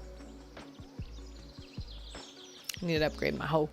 Did I pick up Dread yet? No, I have not picked up Dread yet. I've not gotten it. My brother says it's fantastic. Says it's worth every penny of the $59.99. I know basically Dad said it was a little short. Or he didn't necessarily say it was short. He said he felt rushed. And he said the end boss kind of came up kind of suddenly. But he said it made sense for the story. But there's more for him to do. I think he only completed it at like, what, 43%? Or was it 63% or something like that? But looking at the trailer, I can definitely see where that sense of like that rushed feeling comes from, because the trailer shows like those creepy things chasing after you. I feel like everything is kind of like, okay, I gotta go. So I'm curious to see how I'll feel, because playing like Axiom Verge or even playing like Super Metroid, there isn't any feeling of being rushed. It feels like you can really take your time. My steel axe is ready. Sweet. Excellent. Hey there. I had some extra wood laying around. I thought maybe you could use it. Thanks, I can, yes. Oh, look, I have hops. Hops. I should have planted more hops. Dang it. But I didn't realize I needed 5. Darnity darn. Eggs. My brother says that it's fantastic, though. He said they nailed it. It's perfect. It's exactly what he was hoping for. I am really excited. I'm really excited to play it. But it does look really stressful. You know what? I do need a second one of these. What do I need? Oh, I have one of those. I got too many eggs. Too many eggs. I love when you get to a point in this game where you literally just have like a whole line of like mayonnaise machines and a whole line of like kegs and a whole line of everything. They're all going because you have so much stuff. Okay, I gotta put my hops away. You have to play it for yourself because I didn't feel any of those things and it doesn't feel short. That is really good to know. Excellent. Excellent. Yeah, my brother has nothing but good things to say about it. He sent me a video the other day of his entire band. It was the day it was Thursday, so it was the day before Metroid Dread came out, but all of them had pre-ordered it, so they were all going to have it downloaded at midnight or whatever. And he sent me and my sister this little video of his entire band in their hotel room, just all of them like laying in bed on couches and laying on beds or on couches or whatever, and all of them were on their Switches and they were all playing and it was totally silent, except every once in a while one would be like, oh man, no, ugh. I was like, I can't even imagine tour without a Nintendo Switch. I got these new shoes yesterday because my old pair had a brown smudge. I just threw them into the garbage. I would have donated them, but I don't like the idea of some weirdo wearing my shoes, you know? Nope. I have donated many shoes. Not weird at all. I don't think it's weird at all. I guess I need to wait for the Clint to open, right? Is he open on Sundays? I'm looking forward to it. It'll be really fun. I love Super Metroid. I love Super Metroid a lot. That's a great, great game. I believe Super Metroid is like the perfect Metroid game. It's got a perfect balance of secrets and storyline and kind of atmosphere. I think it's the best Metroid game out there. My opinion. I mean, there are many Metroid games that come really close. Like the Prime series is great. I love Metroid Prime, like original Metroid Prime. I've actually never played the original Metroid, but I've heard, but no, wait, yes, I have. We've talked about this because Metroid Zero Mission is basically a remake of the first one, right? So technically, yes, I have. But Super Metroid is a masterpiece of a game. It's great. And Axiom Verge felt very, very similar. My one beef with Axiom Verge was there was no way to warp. It was such a long trek to get anywhere because there was no real way for you to like kind of jump back and forth between worlds. And maybe there isn't really, gosh, what am I thinking of? Am I thinking of, maybe I'm thinking of Castlevania where there are these warping points. Are there any warps in Super Metroid? Maybe there isn't. But there are lots of connections. Like, there are lots of connections from place to place, I think. I don't know. In Axiom Verge, there would be times where I'd be like, oh, I have to go all the way back there? It was just a long... Hoofing it was a long haul. But it's okay. It was still great. And it was very, very... I was astounded to find out it had been... Like, this was done by one guy, right? But this is very cozy and chill and whatnot. But Axiom Verge is like, and the pixel art is intense. Very, very detailed pixel art. I don't know anything about the second one. I don't know if the second one's any good or if it's not. I don't know. Can I break down this log now or do I need a golden axe? Oh, hello. Spicy eel, unmilled rice, cauliflower seeds, basic fertilizer, cherry bomb, sashimi. Oh, you know who likes sashimi? I remember, what's his name? Sebastian likes sashimi. Coconut, pufferfish, cave carrot, walnut dresser, rare seed. I'm good. Anything I can buy that I don't have to make myself, that is good situation. Please bless this works. Okay, good. One interesting thing about Dread, it seems like they actively avoided any possible inspiration from the Prime series. Huh. Oh, that gave me a lot of hardwood. That's what I need. I need hardwood because we need beanlet. And we don't get beanlet without hardwood. Beanlet. Whoa. Get out of town. Get out of here. You just get out of here. Okay, well now I can actually... Whoa, I'm not going to attack you with a fish. Now I can actually save up some hardwood because these stumps come back every day. Even in wintertime, I think. Pretty sure. I'm going to trade this fish for this axe, please and thank you. I guess that's good if they didn't really take anything from the Metroid Prime series. If it's kind of in and of its own, like, that's great. Hopefully it's something they can continue to build on.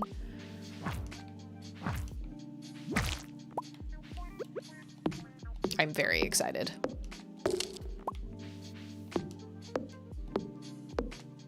I will say that with streaming a game, I find that I do feel slightly rushed. I feel like I have to like hurry through the game or else people get bored.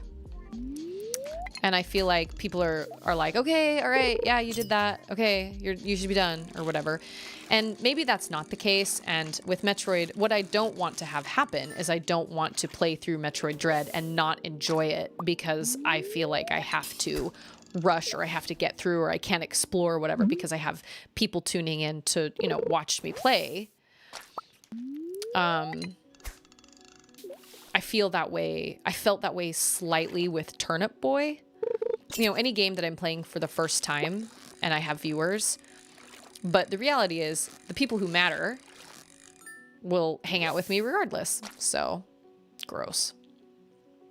I'm here more for company. See, and that is what is important to me personally, is I would rather be surrounded by people that I care about and that we can have good conversation and learn things like that rodents eat their own poop. Oh, Bishop, you missed it. We had a whole discussion on poop. Because I said Stixel eats rabbit poop out in my backyard. My dog does. And apparently there's a lot of poop knowledge in this group of people. I had no idea. But, so, I mean, yes, viewers are great, but I'd rather be surrounded by people that, oh, come on. Oh, there we go. But no, I'm not doing a speedrun, but I do feel like, you know, if I'm just kind of running around and exploring and stuff, I feel like people are like, okay, get a move on, you know, like, we've done this. But if people are just here, if people are specifically only there to watch gameplay, then yes, I think people will get bored. But if people are here to hang out, which is mostly why I stream anyway, is to be social, then we'll be just fine.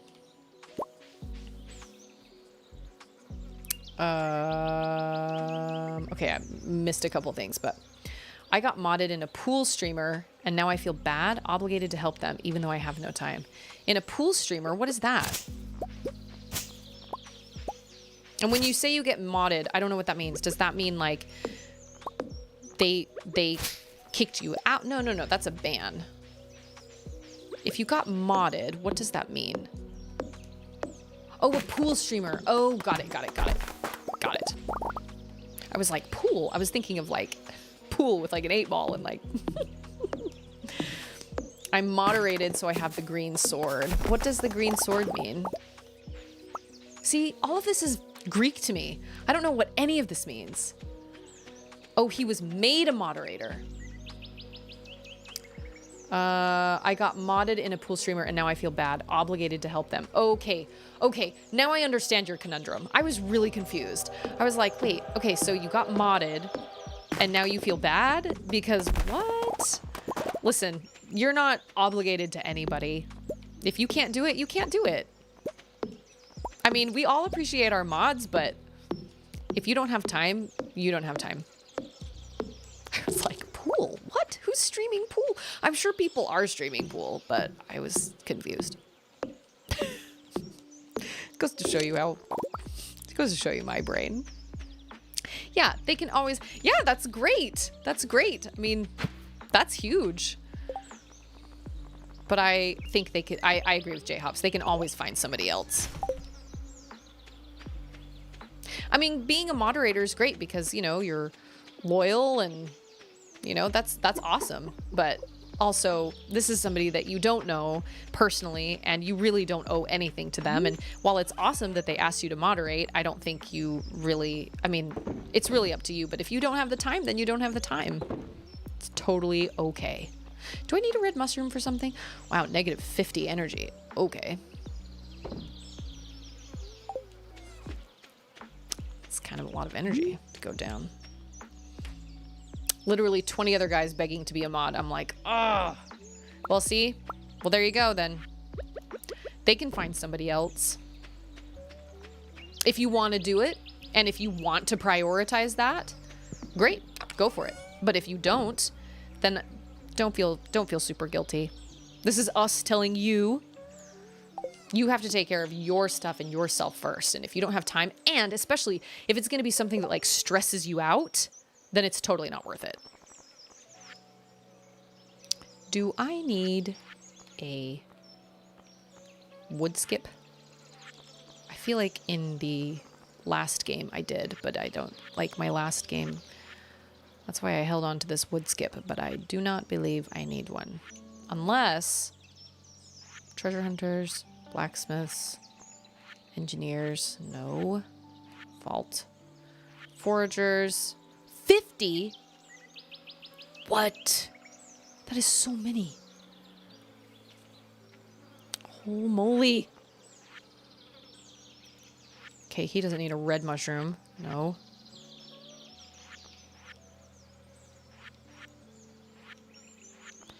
I thought I needed a wood skip. Apparently I don't. Okay, cool. So I can sell this wood skip then. Wood skip, carp, be gone. And mushroom. Why anybody wants to buy a mushroom from me, I don't know. Whatever, man. I'm only a mod in 2 channels. The other one is a military wife, and she no longer streams. I know Alex is one of my mods. Alex has literally been around for me almost from the very, very beginning. I heart Alex. I don't know if you understand. These are thirsty guys. It was a gamer who decided to start pool streaming. No one big. And you can imagine the chat too. Ooh. Yeah, no. That sounds exhausting to me. I mean, I thought that was such a funny decision of Twitch to make. To be like, yeah, we're having problems with all these people. You know what? We'll just give them their own category. Whatever. That sounds exhausting. I can't even imagine. I probably wouldn't, but that's just me. I don't think there's anything else I can do. And so after I go to bed, I am going to sign off because I need to go to bed myself. And actually, after I finish streaming, it's not even so much going to bed because I'm kind of like, oh, I want animal rancher.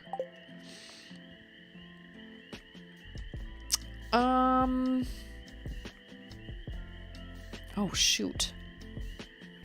Trees drop 25% more wood. Chance for double harvest of foraged items. Well, for the fact that I need 50 of these foraged things, I am going to go with the gatherer. Hey, I can get a worm bin. I really need a keg. I mean, I don't. But... Oh, Michael, that reminds me. You need to subscribe to my new YouTube channel because I can't set you as a mod on that channel. I think. Yeah, I'm pretty sure that's how that works. Unless... No, because with the account... I was just thinking suddenly. No, I think that's how it has to be. I think you have to be a subscriber to the channel, and since I switched channels, you're a mod on my other channel, but not on this one. I'm pretty sure. The chat was horrible. I was so exhausted. I was actually relieved when she decided to game for a bit. Well, then it's totally not worth it. Dude, don't even do that to yourself. If you don't want to do it, then whatever, man. It's probably not going to be... It's probably not going to be a big deal to her. I mean, maybe, I don't know, but that sounds like a mess. You are subscribed? Oh, what the heck, man. I need to go through and look at it again then. You know what? I don't get emails anymore. When people subscribe to my YouTube channel, I don't get emails anymore that tell me. So I'll just have to go back in and look. But I do appreciate Michael's modding over on YouTube because now that because I use Restream and I stream to 2 different platforms, I need mods on both platforms. Luckily, we haven't had anybody super sketchy come through YouTube, although my German friend did come through and was being sassy to everybody. But anyway, I wouldn't worry about it so much. I mean, it's easier to say that, but if she has 20 other guys that are begging to be mods, then she'll be fine. I mean, it's great for you. Like we said, congratulations, but don't stress yourself out about it, because if it's going to stress you out, then, I mean, D. Scheidler. Wait, I know these AAA streamers who have to mod for pool streamers usually get paid because it's so hectic. Oh, yeah. Oh, no, I know that. They totally beg for the wrong reasons. I mean, D. Scheidler, no, that wasn't the right one. I have a friend that lives over in Germany. He was my audiobook engineer, and we were co-workers for a while, and then we just kind of became friends. Honestly, he's kind of like this funny, like across the ocean, like uncle to Charlotte. Like, he sends her birthday presents, and he donated to her Switch, and we only talk every, like, I don't know, month or 2, maybe something like that. But every once in a while he'll show up on my stream and he'll show up in chat, but he was being salty with everybody the other day. It was a while ago, and he was being kind of a bum. So anyway, but, you know, if you're going to come into my chat and if you're going to be a bum, you're going to get modded. That's just how it works. Because I don't want to make excuses for poor behavior simply because I know somebody or whatever, because this is a community thing. This is like a bunch of people coming together, and I love all my people, and I don't want anybody to feel uncomfortable during a stream at all, period. So, but I actually have an ad starting in 1 minute. So, but I don't want to like rush my sign off. I don't know how many of you see these ads, but just FYI, if you are new or if you aren't subscribed or whatever, there's going to be an ad in about 50 seconds. Oh, okay. No, you're right. I'm sorry. Modded means given authority. Muted means silenced. Right. And I just remember Michael was like, do you want me to like mute him? And I was like, no, he's fine. And then after the stream, I was like, why am I making excuses for crappy behavior? I mean, we're friends. We're still friends. But I'm like, don't come into my chat and be a jerk. These are my people. And I love my people. And I don't want anybody to feel awkward or uncomfortable or anything in chat. I don't care how much. Quite honestly, I believe that being kind of like, I think sarcasm, Andrew and I actually had a conversation about this the other day, because when he was on his mission, he said, I was taught, somebody told me right before my mission that sarcasm is never okay. And that you will get into more trouble if you use, if you are sarcastic. And he said, on my mission, I remember taking that to heart, and I was never sarcastic, ever, never. And it became a habit for me not to be sarcastic. And he said, I realized how many arguments I was able to avoid, and how many like weird miscommunications and whatnot I was able to avoid by just not being sarcastic or not making, stupid sarcastic jokes. So Ander is just not that way. And I'm not that way either. But we used to have a guy in our church congregation. He was the old bishop of our church congregation, who was very, I guess he wasn't necessarily sarcastic, but he was one of those kind of teasers, kind of a joker. And so he would say things to Charlotte like, he would say things like, we invited him over for dinner one time, and he told her he was going to take her blanket. And maybe this isn't sarcasm, but it kind of falls into that same category. He told her he was going to take her blanket, and she was like, what?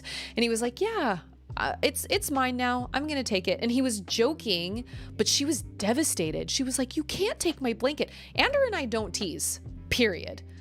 My dad teased a lot when I was growing up, and I didn't really ever appreciate it. And Andrew was teased horribly by his stepdad and never appreciated it either. That's just not our parenting style. I want my kids to trust me, and I don't want my kid to feel like they can't like rely on me. So I've never been like, okay, well, no, this blanket's mine now, I'm going to take it or whatever. My brother's done the same thing. And Charlotte gets so upset because she's not used to that kind of behavior. And I just think it's confusing for kids when you act that way. Like, I just think being sarcastic or just being negative in general or kind of teasing like that. Like, I do have people in chat that like to tease sometimes. And to me, I don't appreciate it. I don't like being teased because I just think, what is the point? Are you really getting that? Are you really like getting that much value out of teasing me and seeing this reaction? I don't understand. I think teasing can be hurtful, and it can be, especially when it's toward like little kids. But sincerity is underrated. I agree. I just think, why do we need to be sarcastic? Why do we need to be negative and rude? Why can't we just be kind? And instead of, off the cuff being like, oh, well, because I said so or whatever, like, why? You can avoid so many altercations if you are just sincere and kind. The only time I get confused with the word modding on Twitch is when people talk about modifying a game. Oh, instead of moderating a chat. That makes sense. Not all sarcasm is rude. That is true. You have to be careful with sarcasm, especially with people you don't know. I couldn't not be a bit sarcastic. I guess you're right. It kind of depends. I'm talking about negative sarcasm. Like, when I'm trying to come up with an example. Like if somebody says something like, now I can't even come up with an example off the top of my head, but I guess I'm more talking about negative sarcasm. Okay, so like when Charlotte, when I've been telling Charlotte over and over and over again, okay, we're going to clean your room. We're going to clean your room. We're going to clean your room. We're going to clean your room. And then when it finally comes time for us to clean her room, and she goes, what are we doing? And I'm like, we're cleaning your room. I didn't know we were cleaning my room. I'm like, it's really easy for me to be like, don't worry, maybe this isn't sarcasm. Maybe this is a terrible example, but it's easy for me to say something like, oh no, I've just been, following you around and talking and telling you we're going to clean your room as a joke all day. That's kind of negative sarcasm doesn't help anybody. She's a kid. She just doesn't listen, the way, but anyway. I blocked pool streams from showing up in my suggestions. Yeah. Oh, because they were a gamer before. That does make sense too. Sad thing is the money makes some streamers go bonkers. They think pool stream equals instant fame. I can see that.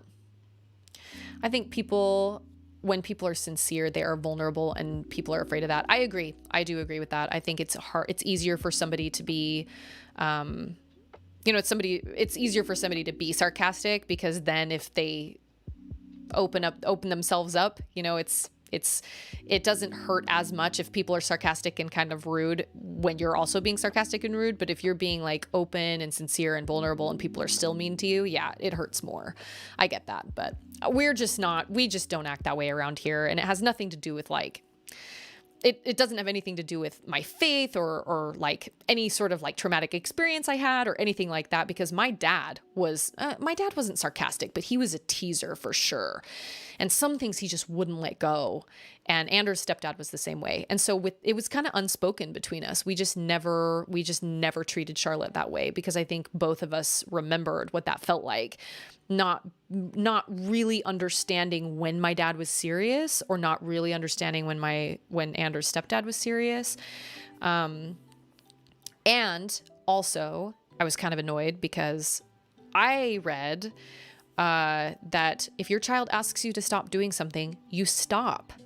You don't keep going, even if they're laughing and you're tickling them or whatever. And that's something Ander had happen because his stepdad thought it was so funny because Ander was so ticklish when he was little and his stepdad would tickle. And Ander would be yelling, stop. But he was laughing and his stepdad thought it was funny. So he wouldn't stop. And Ander was like, it sounds really stupid because it was just tickling, but honestly, that messed me up. I didn't feel like I could trust him. I didn't feel like he would listen to me. I asked him to stop multiple times and he wouldn't. And it really, really messed with my relationship with him. I didn't trust him and I didn't want to be around him. And so that's something I've also taken into consideration with Charlotte. If I'm tickling her and she's laughing and I can tell she's having a good time, but she goes, stop, I stop every time. And this guy, we invited him over, this old bishop of our church congregation, we invited him over one time, and he grabbed her, like he grabbed her this way and then like flipped her upside down. And it was kind of sudden. And I could tell she was really taken aback because we don't really do that with her. And she also used to be really shy. And it was just kind of, you know, it was just kind of a dad thing that you do. I'm still ticklish too. And I tell Charlotte, don't tickle me or you might get an elbow to the face. And I don't say that in a mean way. I just mean I literally can't control my limbs. If you try to tickle me, I may elbow you in the face. And I apologize and I'm so sorry, but I might elbow you in the face. And she goes, Mama, why would you do that? That's mean. And I'm like, I wouldn't do it on purpose. I'm just saying I can't control my body. So, you know, you start tickling me and I freak out. Don't do it. Don't do it. But I remember Charlotte was telling this guy, stop, put me down. And he was kind of running around the house with her and stuff. And I was in a really weird situation because he was he was the old bishop of our church congregation. And I didn't feel like I could be like, hey, she asked you to stop, put her down. So I just kind of was like, oh, Charlotte, he's just being silly. But I was kind of annoyed. I was like, come on, man. Like, come on. Listen to this kid. You have 6 kids of your own at home. Like, is this how you treat them? You don't listen to them when they ask you to stop?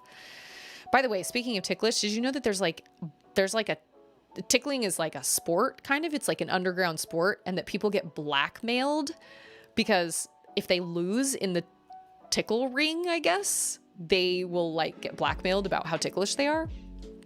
I think there's a documentary of it on like Netflix or Hulu or something. I think it's just called Tickled. But yeah, tickling is like a straight up like underground sport.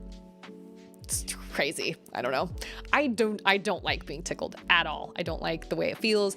And with Auden, I can tell she's ticklish, like the bottom of her little feet are ticklish and stuff. And I'll tickle her and she'll laugh and then I'll stop. I don't continually do it because, you know, but anyway. So now that I've given my closing speech about sarcasm and teasing, I do need to sign off so I can wind down and kind of go to bed. But luckily we don't have school tomorrow, so that helps. But as always, sleepy. I hope I can figure out my channel point sounds. That doesn't make any sense. I don't understand why that's a thing, but as always, I appreciate all of you guys coming to hang out here with me. I look forward to this all the time. I love each of you. I don't care who you are or where you're from or what you're doing or whatever. I appreciate you and you are important to me. And I appreciate you guys being here. And I'm still working on my sister trying to get a Hallelujah emote. She's busy. She's got a lot going on. So I certainly don't want to be like, hey, when are you going to do this? But hopefully we'll be able to make it happen.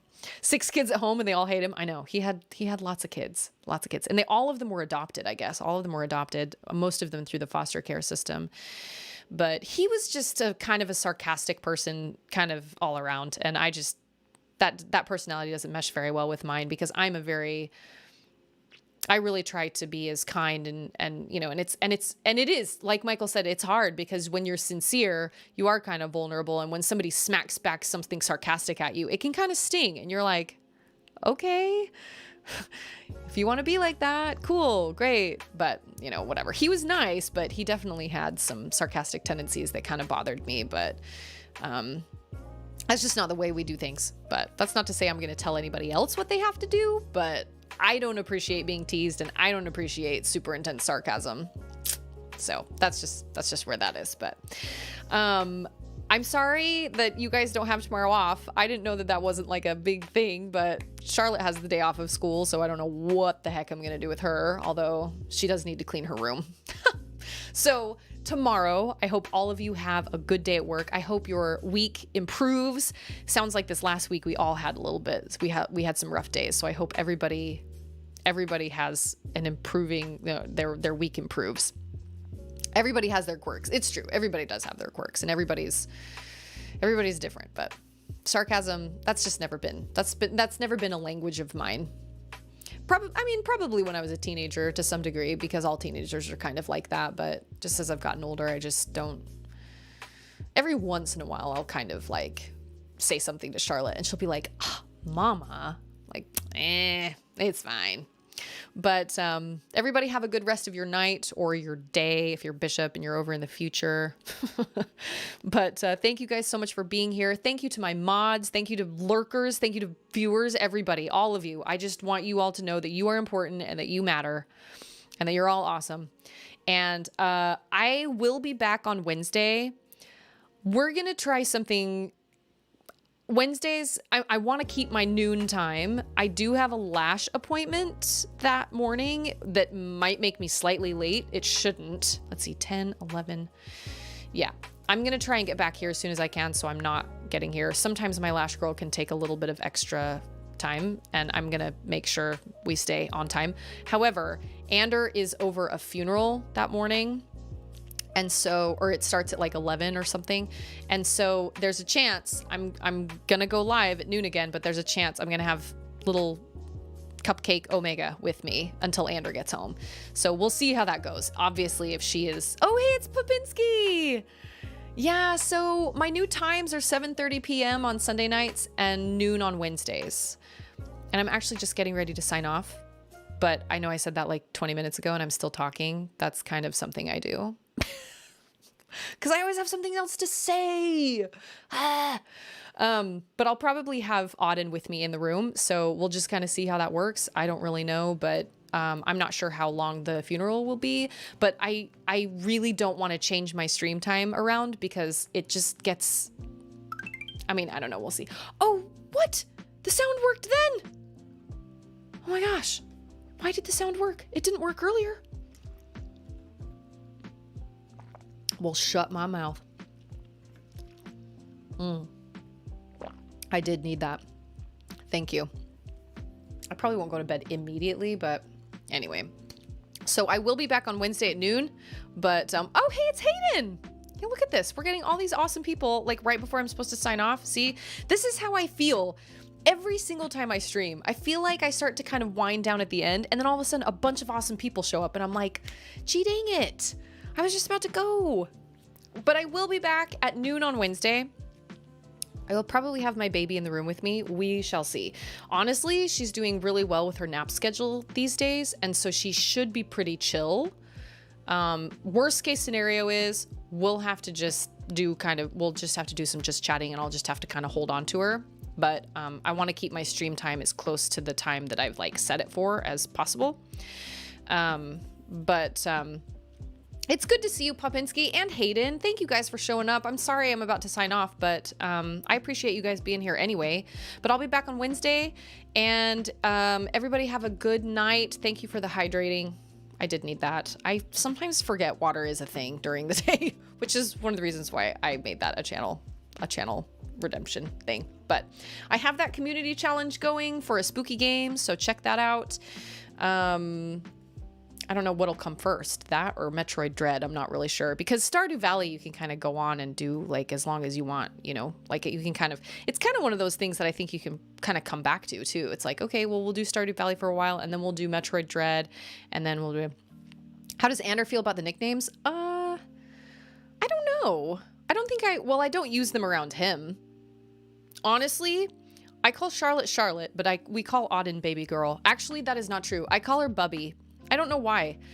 I don't know where Bubby came from, but she is just my little bubs all the time. I never call her Auden, ever. But Charlotte was Munchkin or Pumpkin, and then one day we like meshed the words together and she became Punchkin. And then she was Punchkin for probably a year. She was our little Punchkin. But Auden is Bubby, and I don't really know why. I don't know where that came from, but I just call her little bubs. She's my little bubs. So she's so cute, and she is 7 months, and she's doing really well, like sleeping, and she doesn't wake up for bottles in the night anymore, and she's napping really well during the day. So she should be relatively, and she's almost crawling. Oh my gosh, my life is about to end. She's almost crawling. But she should be relatively happy. But like I said, if worst case scenario, I might just have to kind of hang on to her until Ander gets home, but it just kind of depends. So we'll see. I don't know. But I'll be back on Wednesday at noon. Everybody have a good rest of your night, and I hope everybody's Monday is a good Monday tomorrow. I'm pulling for all of you. I will see all of you guys next time. Peace out.